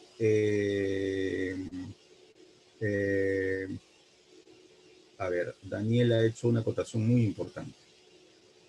Una reverenda tontería de la Corte Suprema. Les voy a explicar. La pregunta de Daniel es muy, muy bonita. José Guillermo hace una pregunta si tiene validez de la declaración de la gravedad en donde se consignó al fiscal, pero no ha sido firmado por ella. Bueno, el código dice que un tema de nulidad del acta tiene que ver justo con que no firmen todos los participantes, ¿no? Entonces, sí, pues, no se podría usar como declaración de la gravedad, ¿no? No bastaría que el fiscal diga, ¿no? Israel, sí, hay una autorización también para el juez de paz, sí, es cierto, pero en el Código Procesal el primero autorizado es la policía. Bien, entonces, ¿cuál es la torpeza que consigna la casación 66-2010-1. Resulta que en otras casaciones ha habido personas que han dicho, se han quejado, de cuándo acabó la investigación preparatoria. Y ellos han dicho, a ver, sucedió tal diligencia, pero esa diligencia sucedió más allá de la fecha en que debió terminar la investigación preparatoria. Así que esa diligencia es nula. Bueno, ¿cuál es la observación? La observación es que la forma en que ha resuelto la Corte Suprema, muy interesante. La Corte Suprema dice, no, a ver, un momentito. Lo que pasa es que la finalización de la investigación preparatoria es un tema formal. Es un tema formal. Entonces, al ser un tema formal, no basta que se cumpla el plazo. Eso no es suficiente. Tiene que salir expresamente una declaración, o sea, una disposición del señor fiscal dando por finalizada esta etapa del proceso, ¿no? Entonces, vamos a rememorar la frase de los mismos productores de. ¿Ok? Entonces, vamos a decir lo siguiente. Ya, por si acaso, es la casación 613-2015-1, que creo que no es la que, claro, no es. Lo que nos ha traído Daniel es la 66-2010-1. Este es 613-2015-1. Esta es de la primera sala penal transitoria. ¿Qué se nos dice ahí? No basta que se venza el plazo, es un acto formal. O sea, además de que se venza el plazo, tiene que salir la disposición del señor fiscal dando por terminada la investigación preparatoria. Entonces vamos a decir, pues, no hay coherencia, ¿no? Lo que uno esperaría de los mismos productores de la casación 66-2010-1 es que lo que se resuelva en la 613-2015-1 es lo que pretendía el casacionista, ¿no? Que se diga, no, el solo vencimiento del plazo ya debe dar por finalizada la investigación preparatoria, sin necesidad que el fiscal lo declare, ¿no? Algo así como silencio administrativo negativo, ¿no? Una cosa así. O, perdón, positivo. Y no es cierto. En la casación 613-2015-1, lo que se ha dicho es lo siguiente. Tiene que haber una disposición expresa. Ya. La necesidad de disposición está en el 342, pero la misma necesidad de disposición está en el 122. El 122 dice que las diligencias, el inicio de las diligencias supone la emisión de una disposición. Entonces, pues, papá, ¿en qué quedamos? Eso tiene que ser coherente, pues, papá. Estoy hablando de la Corte Suprema, ¿no? Probablemente los que integraron el colegiado en la casación 66-2010 fueron o no fueron los mismos que dijeron, o que emitieron, perdón, la casación 613-2015-1. Puede ser que sean los mismos, puede ser que no, no lo sé. Pero no sería la primera vez, ¿ah? No es la primera vez que los mismos magistrados que firman una sentencia, una resolución en un sentido, son los mismos que resuelven en otro sentido, en otra resolución, ¿no? No sé si son como Dory, el personaje de dibujos animados que tienen pérdida de memoria inmediata, entonces se olvidan, pues, ¿no? Se olvidan que firmaron una cosa distinta hace algún tiempo, no lo sé. Pero como Corte Suprema, la Corte Suprema no debería poder traer estas decisiones contradictorias. Si la ley pide un acto formal para las dos, entonces en las dos habría que decir que no basta el supuesto temporal para que opere el acto procesal, ¿no es cierto? O sea, que concurra el momento procesal habilita que se emita la disposición, pero no es sinónimo de emitir la disposición, ¿no? Eso debería haberse resuelto para los dos. O sea, En los dos, o no es necesaria disposición, o en los dos es necesaria la disposición. Pero es estúpido decir que para la misma clase de supuesto, en uno sí y en el otro no. ¿No? Eso es plenamente estúpido. Entonces, ¿dónde queda pues el 122? ¿No es cierto? ¿Ya? Entonces, ahí hay un tema que creo que definitivamente no hay coherencia, ¿no? Y definitivamente, este, a ver, claro, José Vargas es una pregunta interesante. Sí, no la puede calificar en el informe, pero sí tiene que informarle. Usted está detenido por homicidio, ¿no es cierto? Eso sí, es un derecho constitucional, ¿no? Toda persona tiene que ser informada de las causas de su detención. Entonces sí, pero esa es una calificación provisional, ¿no? No es lo que marca, digamos, el sentido de todo el proceso. Es justo la disposición del 122, ¿no? Para los idiotas que dicen que no, que basta que el fiscal se entere. Pero ya pues papá, o sea, si ya como fiscal ya me enteré y debería haber iniciado las diligencias, pero todavía no las inicio, entonces ¿cuál es el delito? Pues, ¿no es cierto? O sea, vuelvo a decir, para jurisprudenciar y comer pescado hay que tener mucho cuidado. Pues, o sea, hay que darse cuenta de todas las idioteces que estoy creando cuando digo idioteces en una casación. ¿No? Hay que cobrar conciencia de todas las idioteces que puedo estar implicando al proferir una idiotez. ¿No? Entonces hay que tener mucho cuidado con eso, ¿no? Y justo la observación de José Vargas es magnífica al respecto. Obviamente es necesaria esa disposición porque da la calificación. O sea, yo ya sé que estoy siendo investigado. Justo el tema de la pregunta de José Vargas, ¿no? Nuestro código es, como los malos de Harry Potter, es mortífago. O sea, le encantan los muertos a nuestro código. Tenemos muertos en todas partes. ¿Ok? Así que se haya muerto un muerto no necesariamente indica que esto sea homicidio, ¿eh? Y eso que hay varios homicidios, ¿no es cierto? Entonces se murió, supongamos, Paolo mató a Jazmín, como versaba esa denuncia que hizo Carlos de Paso. Ya. ¿Qué es eso? ¿Parecido? ¿Feminicidio? ¿Homicidio simple? ¿Asesinato?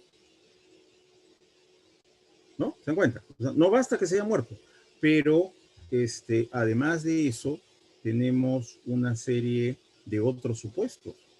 La forma agravada de robo tiene un muerto. La forma agravada de secuestro tiene muertos. Entonces, un delito contra el patrimonio, robo, tiene muertos. Un delito contra la libertad, secuestro, tiene muertos. Hay delitos contra la ecología, delitos contra la administración pública, tienen muertos. Entonces, vuelvo a decir, que se haya muerto un muerto, no me dice necesariamente que es homicidio, siendo, repito, que ya hay varios tipos de homicidio.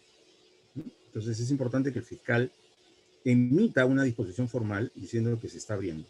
Ahora uno dice, sí pues, pero el fiscal es un perro canalla porque se ha enterado hace 3 semanas del hecho y hasta ahora no saca la disposición. Perfecto. Aplícale el 144 segundo inciso, pues. Si es que eso es lo que ha pasado, o sea, tú tienes cómo demostrar que el fiscal ya hace 3 semanas se ha enterado del hecho y hasta ahora no emite la disposición, que lo frían en control interno.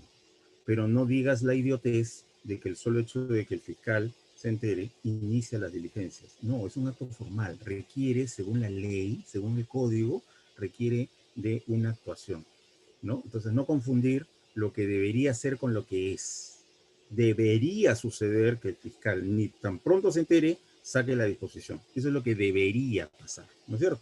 Pero no hay que caer en la sandez de decir que como debería pasar, sucede de hecho. No, no sucede de hecho, ¿no es cierto? Y ese tema de la calificación es sin duda un valor muy importante para decir, pues, que es absolutamente estúpido decir que ya están iniciadas las diligencias porque el fiscal se enteró. ¿Las diligencias de qué? ¿Mm? Entonces, se murió una mujer casada,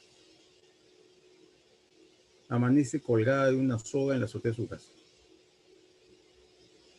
Ya, fíjense la idiotez que hay al respecto. Usando el 67, la policía toma declaración al marido. ¿Quién es el marido? ¿Testigo? ¿Imputado? ¿Se dan cuenta? Se dan cuenta de la estupidez de decir, no, tan pronto se enteró el fiscal. Claro, lo enteraron por radio, ¿no? Un radiograma, señor, acá hay una señora, ¿no es cierto?, casada, que acaba de morirse, o bueno, la han matado, o sea, eso yo no sabemos, en la azotea de su casa. Por favor, venga usted a las diligencias preliminares. Ya, pasado mañana estoy, llego en lancha. Ya, entonces mientras tanto yo, policía, tengo que entrevistar al marido. ¿En calidad de qué lo entrevisto? Imputado, de testigo.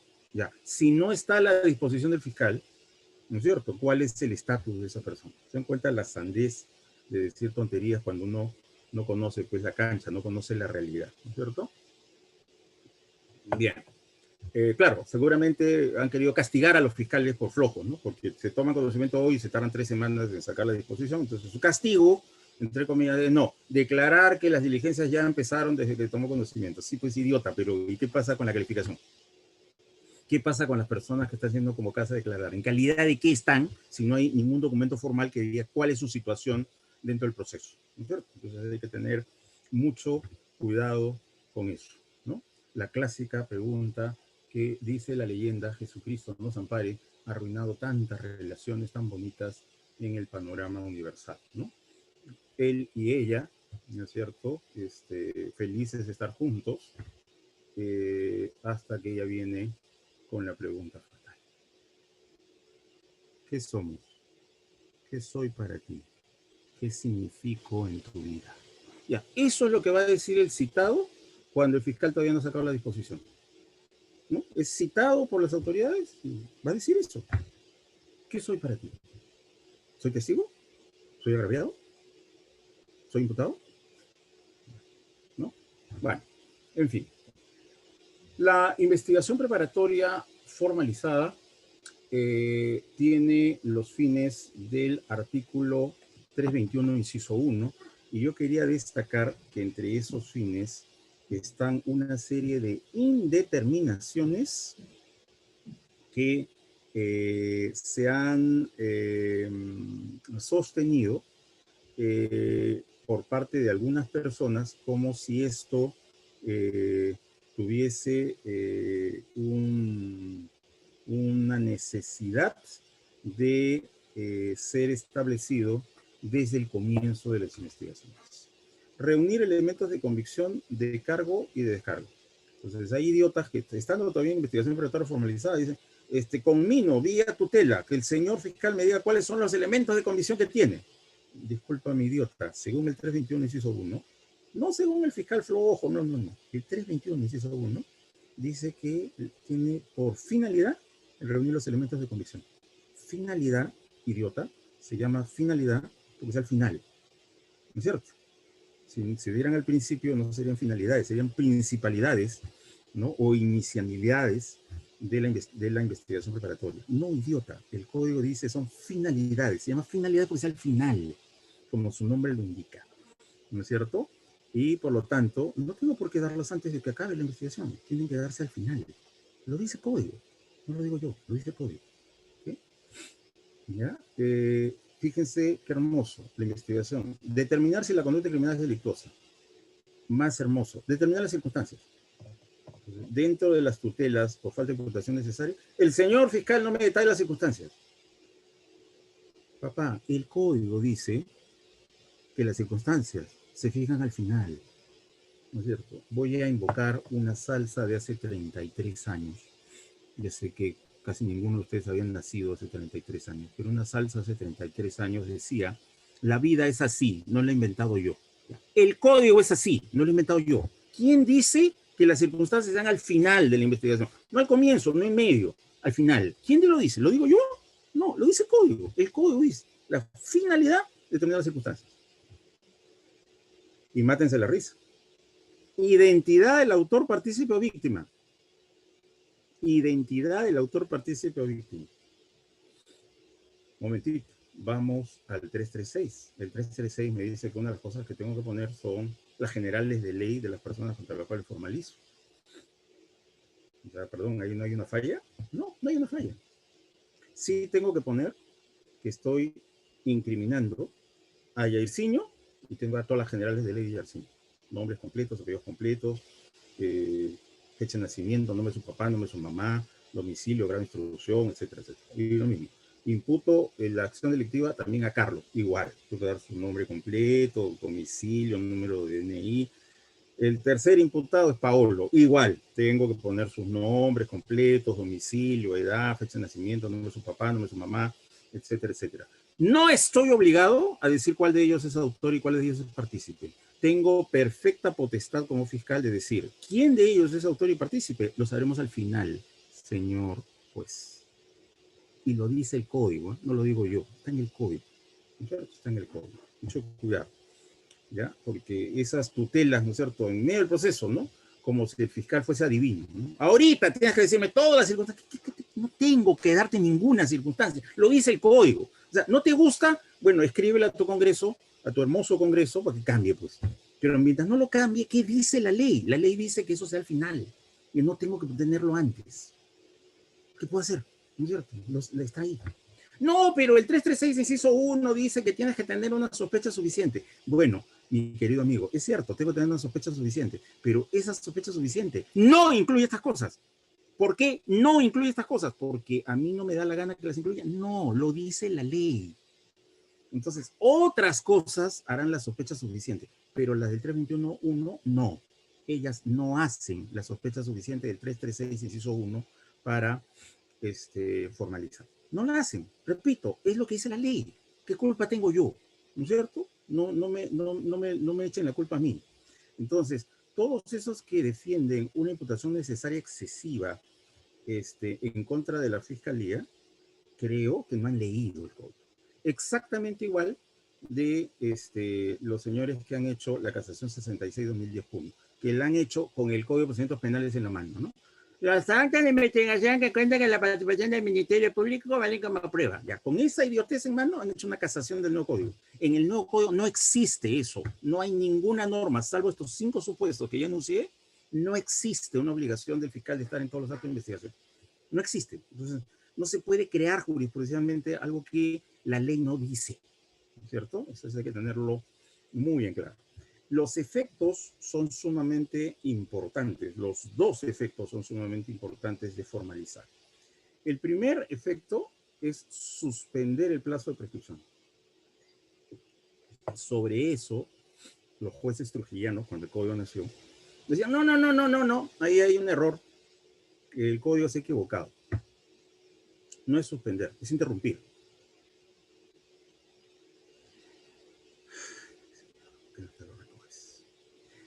Mi querido idiota, ¿de dónde sacas que formalizar interrumpe? ¿Lo hizo el 83?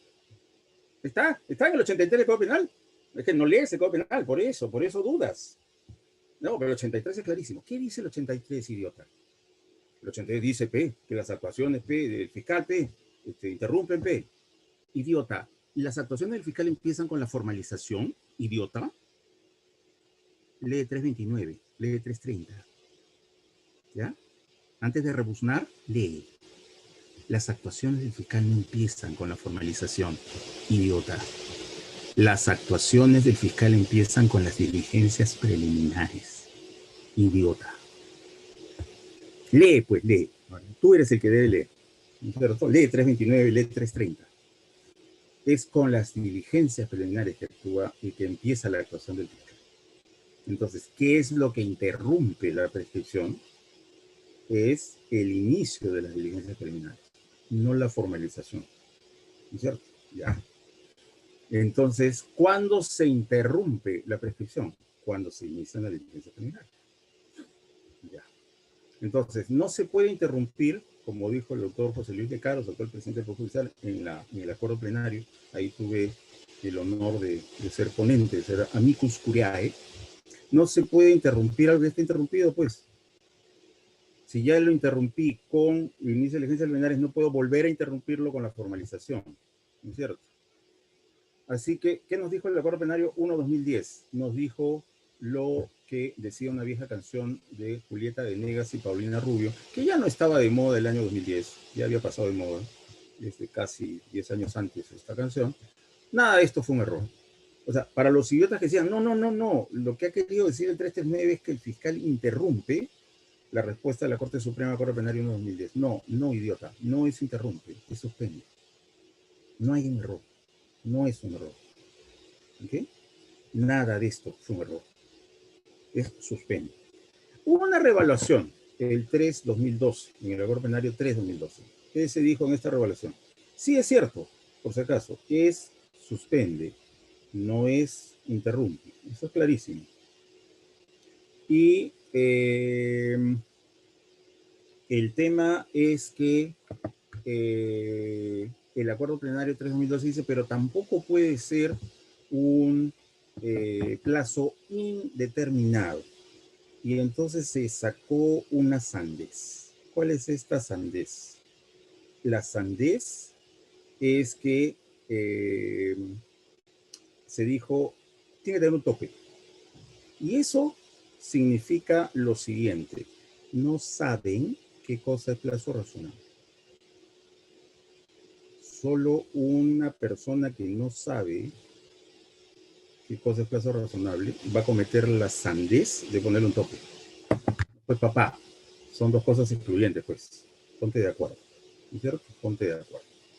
O es plazo razonable, o es plazo razonable, o tiene un tope. Si tiene tope, no es plazo razonable. Y si es plazo razonable, no tiene tope. ¿Ok? Ya está. Entonces, plazo razonable es algo que se mide en función del caso concreto. Por definición, el plazo razonable no tiene un tope máximo necesario. No podemos decir a priori, 2 meses es demasiado. Tampoco podemos decir a priori, 2 meses es mucho. Por lo tanto, tampoco podemos decir, oye, 5 años es mucho. Ni tampoco podemos decir 5 años es muy poco. No. Cualquier cantidad puede ser adecuada o no, de acuerdo con las necesidades del caso. Pero bueno, el Acuerdo Penario 3/2012, revelando que los supremos no saben qué cosa es plazo razonable, le ponen un tope. ¿Cuál es ese tope? Es un lapso equivalente al tiempo de la pena máxima más unidad. Entonces, supongamos que tengamos un delito cuya pena máxima sea 5 años. ¿Cuándo va a terminar prescribiendo conforme el Código Procesal? A los 15 años. ¿Ok? O sea, si antes de los 5 años el fiscal da diligencias preliminares, con eso interrumpió. ¿Cuál es el efecto de interrumpir según el 83? Ganó medio plazo más. Entonces ahora ya tiene 7 años y medio el señor fiscal. Ya, va acá. Asumamos entonces, al mes de cometido el delito, el señor fiscal inicia las diligencias preliminares. Al iniciar dentro de los 5 años, al mes, el hecho, ya se ganó 2 años y medio más. Entonces ahora el plazo de prescripción es 7 años y medio. Ya. Supongamos, el año 2 desde que se cometió el delito, cuando el, el delito cumple 2 años de edad, ese día el señor fiscal formaliza la investigación preparatoria. ¿Qué logra al formalizar la investigación preparatoria? Suspende el plazo de prescripción. ¿Cuánto dura esa suspensión según el Acuerdo Plenario 3/2012? Un lapso equivalente al tiempo de la pena máxima, 5 años, más su mitad. O sea, otros 7 años y medio. Conclusión, ahora la prescripción va a operar a los 15 años. ¿Qué pasa si se vencen los 7 años y medio de la suspensión? Bueno, todavía le queda 7 años, 5 meses al fiscal. ¿Por qué le quedan todavía 7 años, 5 meses? Porque inició diligencias preliminares, interrumpió al mes. ¿No es cierto? Al mes se cometió el delito, inició diligencias preliminares. Al iniciar diligencias preliminares, interrumpió. Ese plazo de interrupción quedó suspendido con la formalización. ¿Ok? Entonces todavía le queda un lapso más. Entonces, esto fue objeto de una casación del Santa, no recuerdo ahorita, a ver, voy a ver si lo ubico.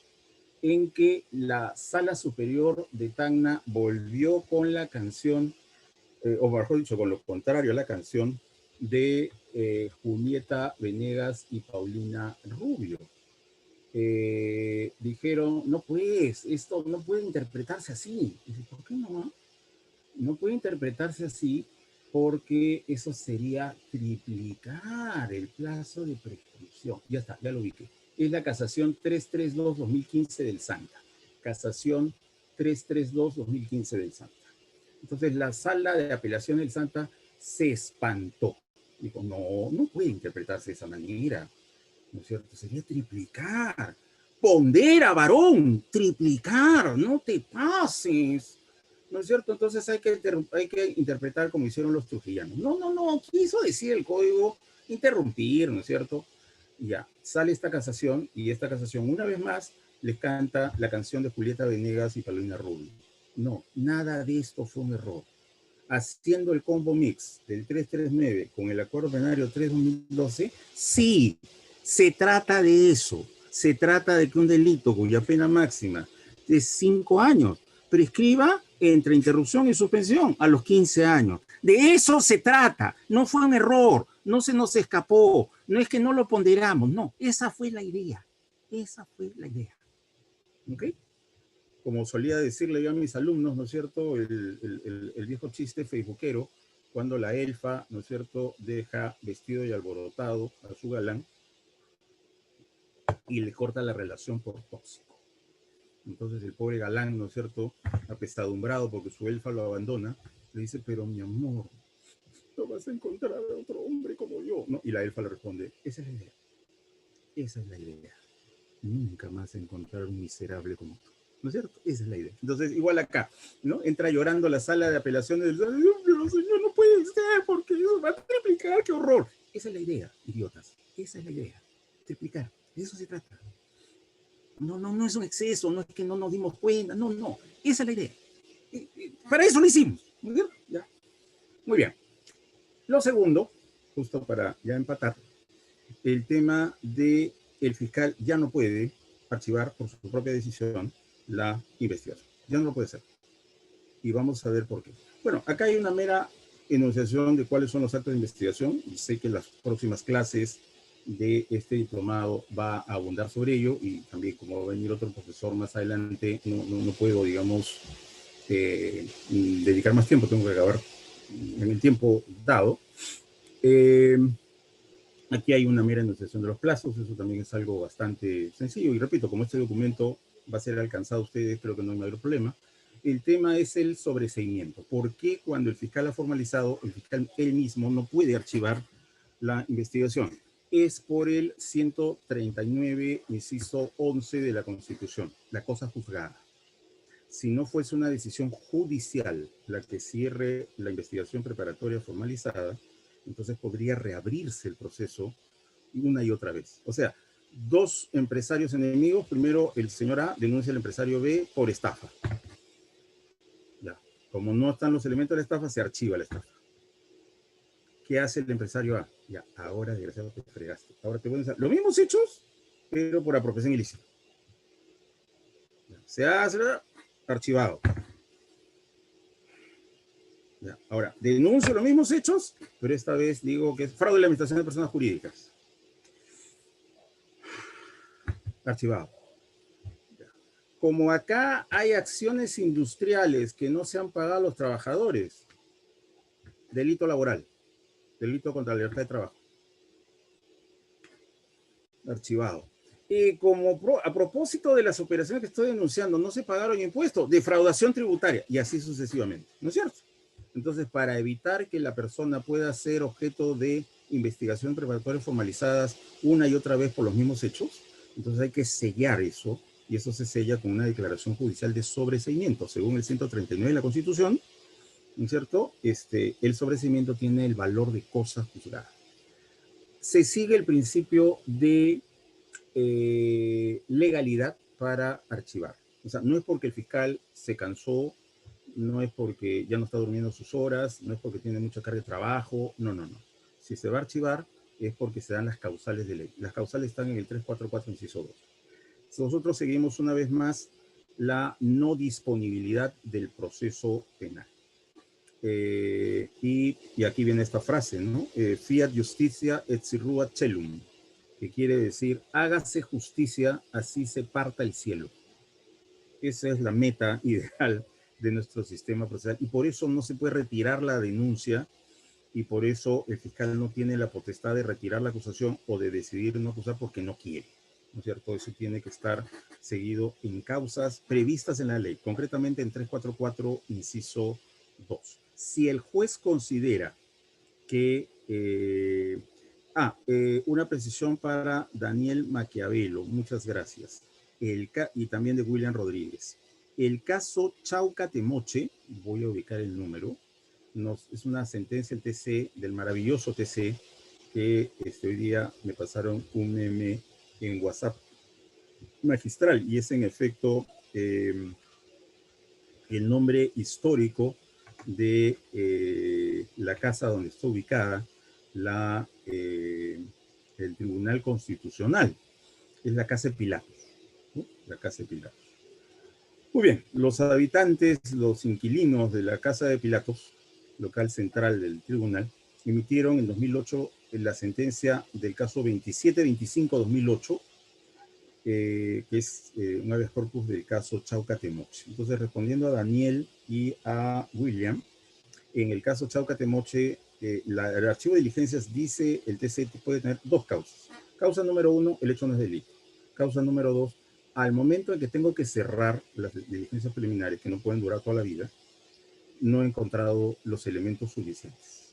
Si la causal es, este hecho no es delito, si esa fuese la razón por la cual el fiscal archivó, ya, ni Jesucristo puede volver a abrir esas diligencias preliminares. A pesar de que son diligencias preliminares, no investigación preparatoria formalizada, esto sigue una lógica parecida a la de la investigación preparatoria formalizada. Es decir, tiene el valor de cosa juzgada.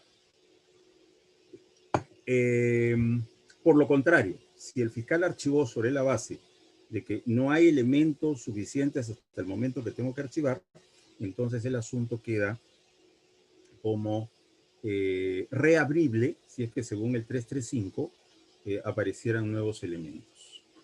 Pero si es investigación preparatoria formalizada, vuelvo a decir, doctores, ni Jesucristo resucitado puede volver a abrir esa investigación, ¿no? Así aparecieran nuevos elementos, pero mire que encontré la prueba, lo siento, ya se clausuró, no hay nada que hacer al respecto. Bueno, entonces, pero hay, bueno, repito, el señor juez discrepa, ¿no? Dice, no se dan las causales del 344, inciso, esto no debe ser archivado, esto está para proseguir con la acción penal. Hay dos maneras de discrepar. Una es el supuesto común es elevarlo al fiscal superior y lo que diga el fiscal superior. Pero hay un supuesto extraordinario. A pesar de que el fiscal dice, el fiscal superior, no, confirmo lo que ha dicho mi provincial, esto está para archivar, yo como juez puedo ordenar que haya diligencias nuevas. Se van a hacer diligencias nuevas, no por decisión de los fiscales, sino por decisión mía. Yo, juez, ordeno que haya otros actos de investigación, y después de esos actos de investigación, yo le presento el caso al fiscal y le pregunto al fiscal, ¿de todas maneras quieres archivar? ¿De todas maneras quieres sobreseer? Y ya, bueno, estamos a lo que diga pues la fiscalía en ese momento, ¿no? Si ya después de esa investigación, digamos, suplementaria, los fiscales, las dos instancias, por supuesto, ¿no? El provincial y el superior, siguen diciendo, no, esto no está para promover la acción penal, bueno, ahí sí, caballero, hay que archivar, ya no queda de otra. Pero esta potestad, a pesar de que dos instancias de la fiscalía han dicho que ya no quieren continuar, que el juez no fuerce la acusación, pero sí fuerce la ampliación de las actuaciones. Esto está en un precedente vinculante a la Corte Suprema, la consulta 1678-2006 Lima, y está en la sentencia del TC del caso 4620-2009. Ese es el caso Iparraguirre, ¿no es cierto? Y esa doctrina está en estos dos conocimientos. Que yo sepa, solamente en un caso se ha usado, ¿no? Pero ahí está, la potestad ahí está ahí. El otro supuesto de oponerse al archivamiento es de parte del actor civil, pero el actor civil teóricamente no puede pedir pena, sanción penal, quiero decir. Eso está en el 105, parte final, y está en el Acuerdo Penario 5-2011, Fundamento Jurídico 3. Entonces se supone que el actor civil discrepa del sobreseimiento y pide actuaciones complementarias de investigación sobre la base de una cuestión de hecho. O sea, lo que sucede es que la coartada del procesado no solamente quita la posibilidad de sancionarlo penalmente, si su coartada es cierta, también se me va la reparación civil, pues porque si al momento en que se mató a la muerta y el procesado estaba en otra parte, ya no solo no va a haber sanción, sino que además tampoco va a haber indemnización. Entonces a mí me interesa que se desbarate la coartada del procesado, ¿no? No por la sanción penal, sino porque, repito, si no queda probado que el procesado estuvo en el lugar y el momento de los hechos, ya no hay responsabilidad civil, ¿no es cierto? Entonces, por esa razón hay que hacer este reclamo. Entonces, siempre se hace sobre actos de investigación que falten. Nunca puede el señor agraviado decir, quiero que esto se sobresea, perdón, que no se sobresea porque quiero que este miserable perro infecto lo castigue. No. El sobrecimiento de forma mixta, pregunta William, pero está haciendo preguntas en privado, ustedes no ven la pregunta, pero es una interesante pregunta. Por si acaso, no se puede pedir sobrecimiento sobre el mismo hecho. Hay calificaciones alternativas en el 336. Entonces, en el 336 yo puedo decir, a este señor, dependiendo de dónde esté el dolo, le voy a imputar, lo voy a acusar o de estafa o de apropiación ilícita. Hay un dolo, digamos, posterior a la disposición del dinero o del bien, y hay otro que es congénito a la disposición del bien de parte de la víctima. En los dos casos, en estafa y en apropiación ilícita, la víctima dispone voluntariamente del bien, pero lo que sucede es que en la apropiación ilícita no hay un dolo relevante en el autor cuando se da la disposición del bien. Ni siquiera si es que el autor estaba pensando para sus adentros, no le voy a devolver la plata. No, eso no cuenta. Esa operación mental interna es absolutamente irrelevante, no nos interesa. En cambio, en la estafa sí, ¿no es cierto? Se ha generado un engaño y por ese engaño se entrega. Entonces, claro, lo que yo quiero es que esto sea controlado como una posibilidad, como un plan B. Ya, llego al final de la investigación y resulta que no tengo, perdón, ya tengo claro que esto fue una apropiación ilícita y una estafa.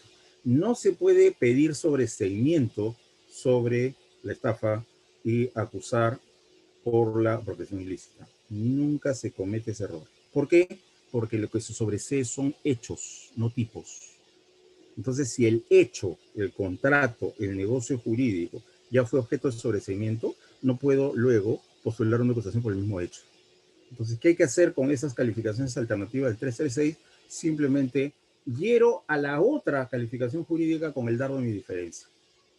O sea, no digo nada sobre el otro, o sea, no me pronuncio sobre la estafa, simplemente acuso por la apropiación ilícita, ¿no es cierto? Porque si pido el sobreseimiento ya va a ser imposible hacer ese tema. Quiero acabar, juego 3 minutos o 4, y ya tengo que acabar porque viene el otro profesor.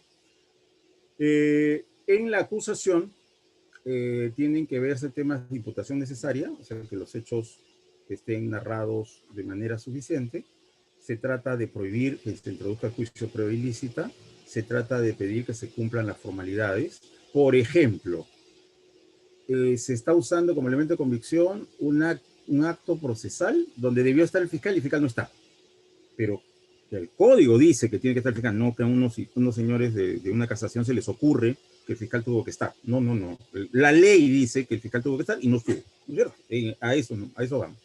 Entonces, en ese supuesto, claro, una de las cosas que yo controlo es, un momentito, no se puede usar la pieza de folio tal porque no tiene la participación del fiscal, ¿no? O lo que hizo una pregunta hace un rato, ¿no es cierto? Dicen que es la declaración de la agraviada, firma el fiscal, pero no firma la niña. Entonces, si no firma la niña, ¿qué declaración es esta, no? Y la economía para depuración de pruebas, ¿no? Que las pruebas irrelevantes, etcétera, no puedan ser incorporadas. Entonces, la discusión sobre las pruebas solo se hace en fase escrita. Solo en fase escrita el fiscal ofrece pruebas y las partes también al absolver la acusación presentan sus pruebas. No se pueden solicitar en plena audiencia de manera oral, de manera improvisada, que se incorporen pruebas, ¿no? Eso no es el caso. Entonces, se evalúa en las pruebas ofrecidas su conducencia, su utilidad, su pertinencia. Se trata de excluir pruebas irrelevantes, sobreabundantes, pruebas que tengan defectos formales. Se trata de eventualmente convalidar la prueba irregular, porque ya saben que la prueba irregular se puede convalidar. Se trata de excluir la prueba ilícita y la prueba prohibida. No se dice nada sobre las excepciones a la regla de exclusión probatoria, pero se supone que van a ser parte del debate, ¿no? O sea, si en nombre del balancing test, si en nombre del descubrimiento necesario, se pueden convalidar algunas pruebas en principio prohibidas. Y las convenciones probatorias, y creo que voy a acabar a tiempo, pueden ser de dos cosas. ¿Qué hechos se van a estar probados o cuál es el mejor medio para dar por probados ciertos hechos? Las partes solo pueden proponer estas convenciones probatorias. No se las pueden imponer al juez.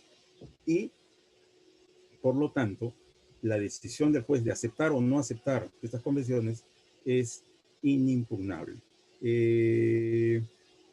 A ver, los fiscales acusan de frente en la etapa intermedia. Bueno, pues recordemos, William ha hecho una pregunta, dice, hay fiscales que son vivos y acusan de frente en la etapa intermedia y no dan chance que se defiendan desde el principio.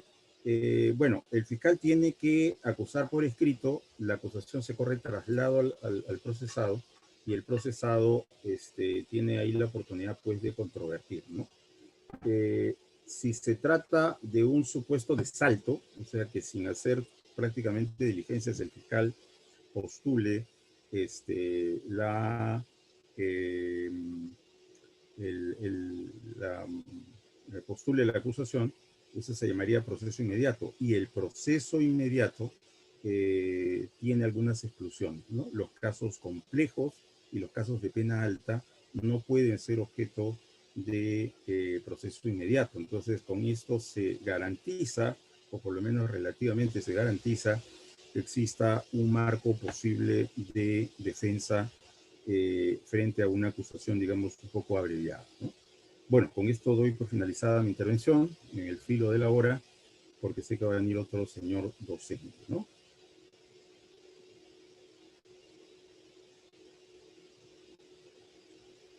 ¿Gaby? ¿Gaby está? Doctor, Ya se me fue Gaby. estoy aquí. Sí, sí, ya está. Muy bien, entonces damos por cerrada la sesión, Gaby. Sí, doctor, muchas gracias también siempre por aceptar nuestra invitación. Perfecto, nos vemos entonces. Hasta otra oportunidad. Hasta la siguiente.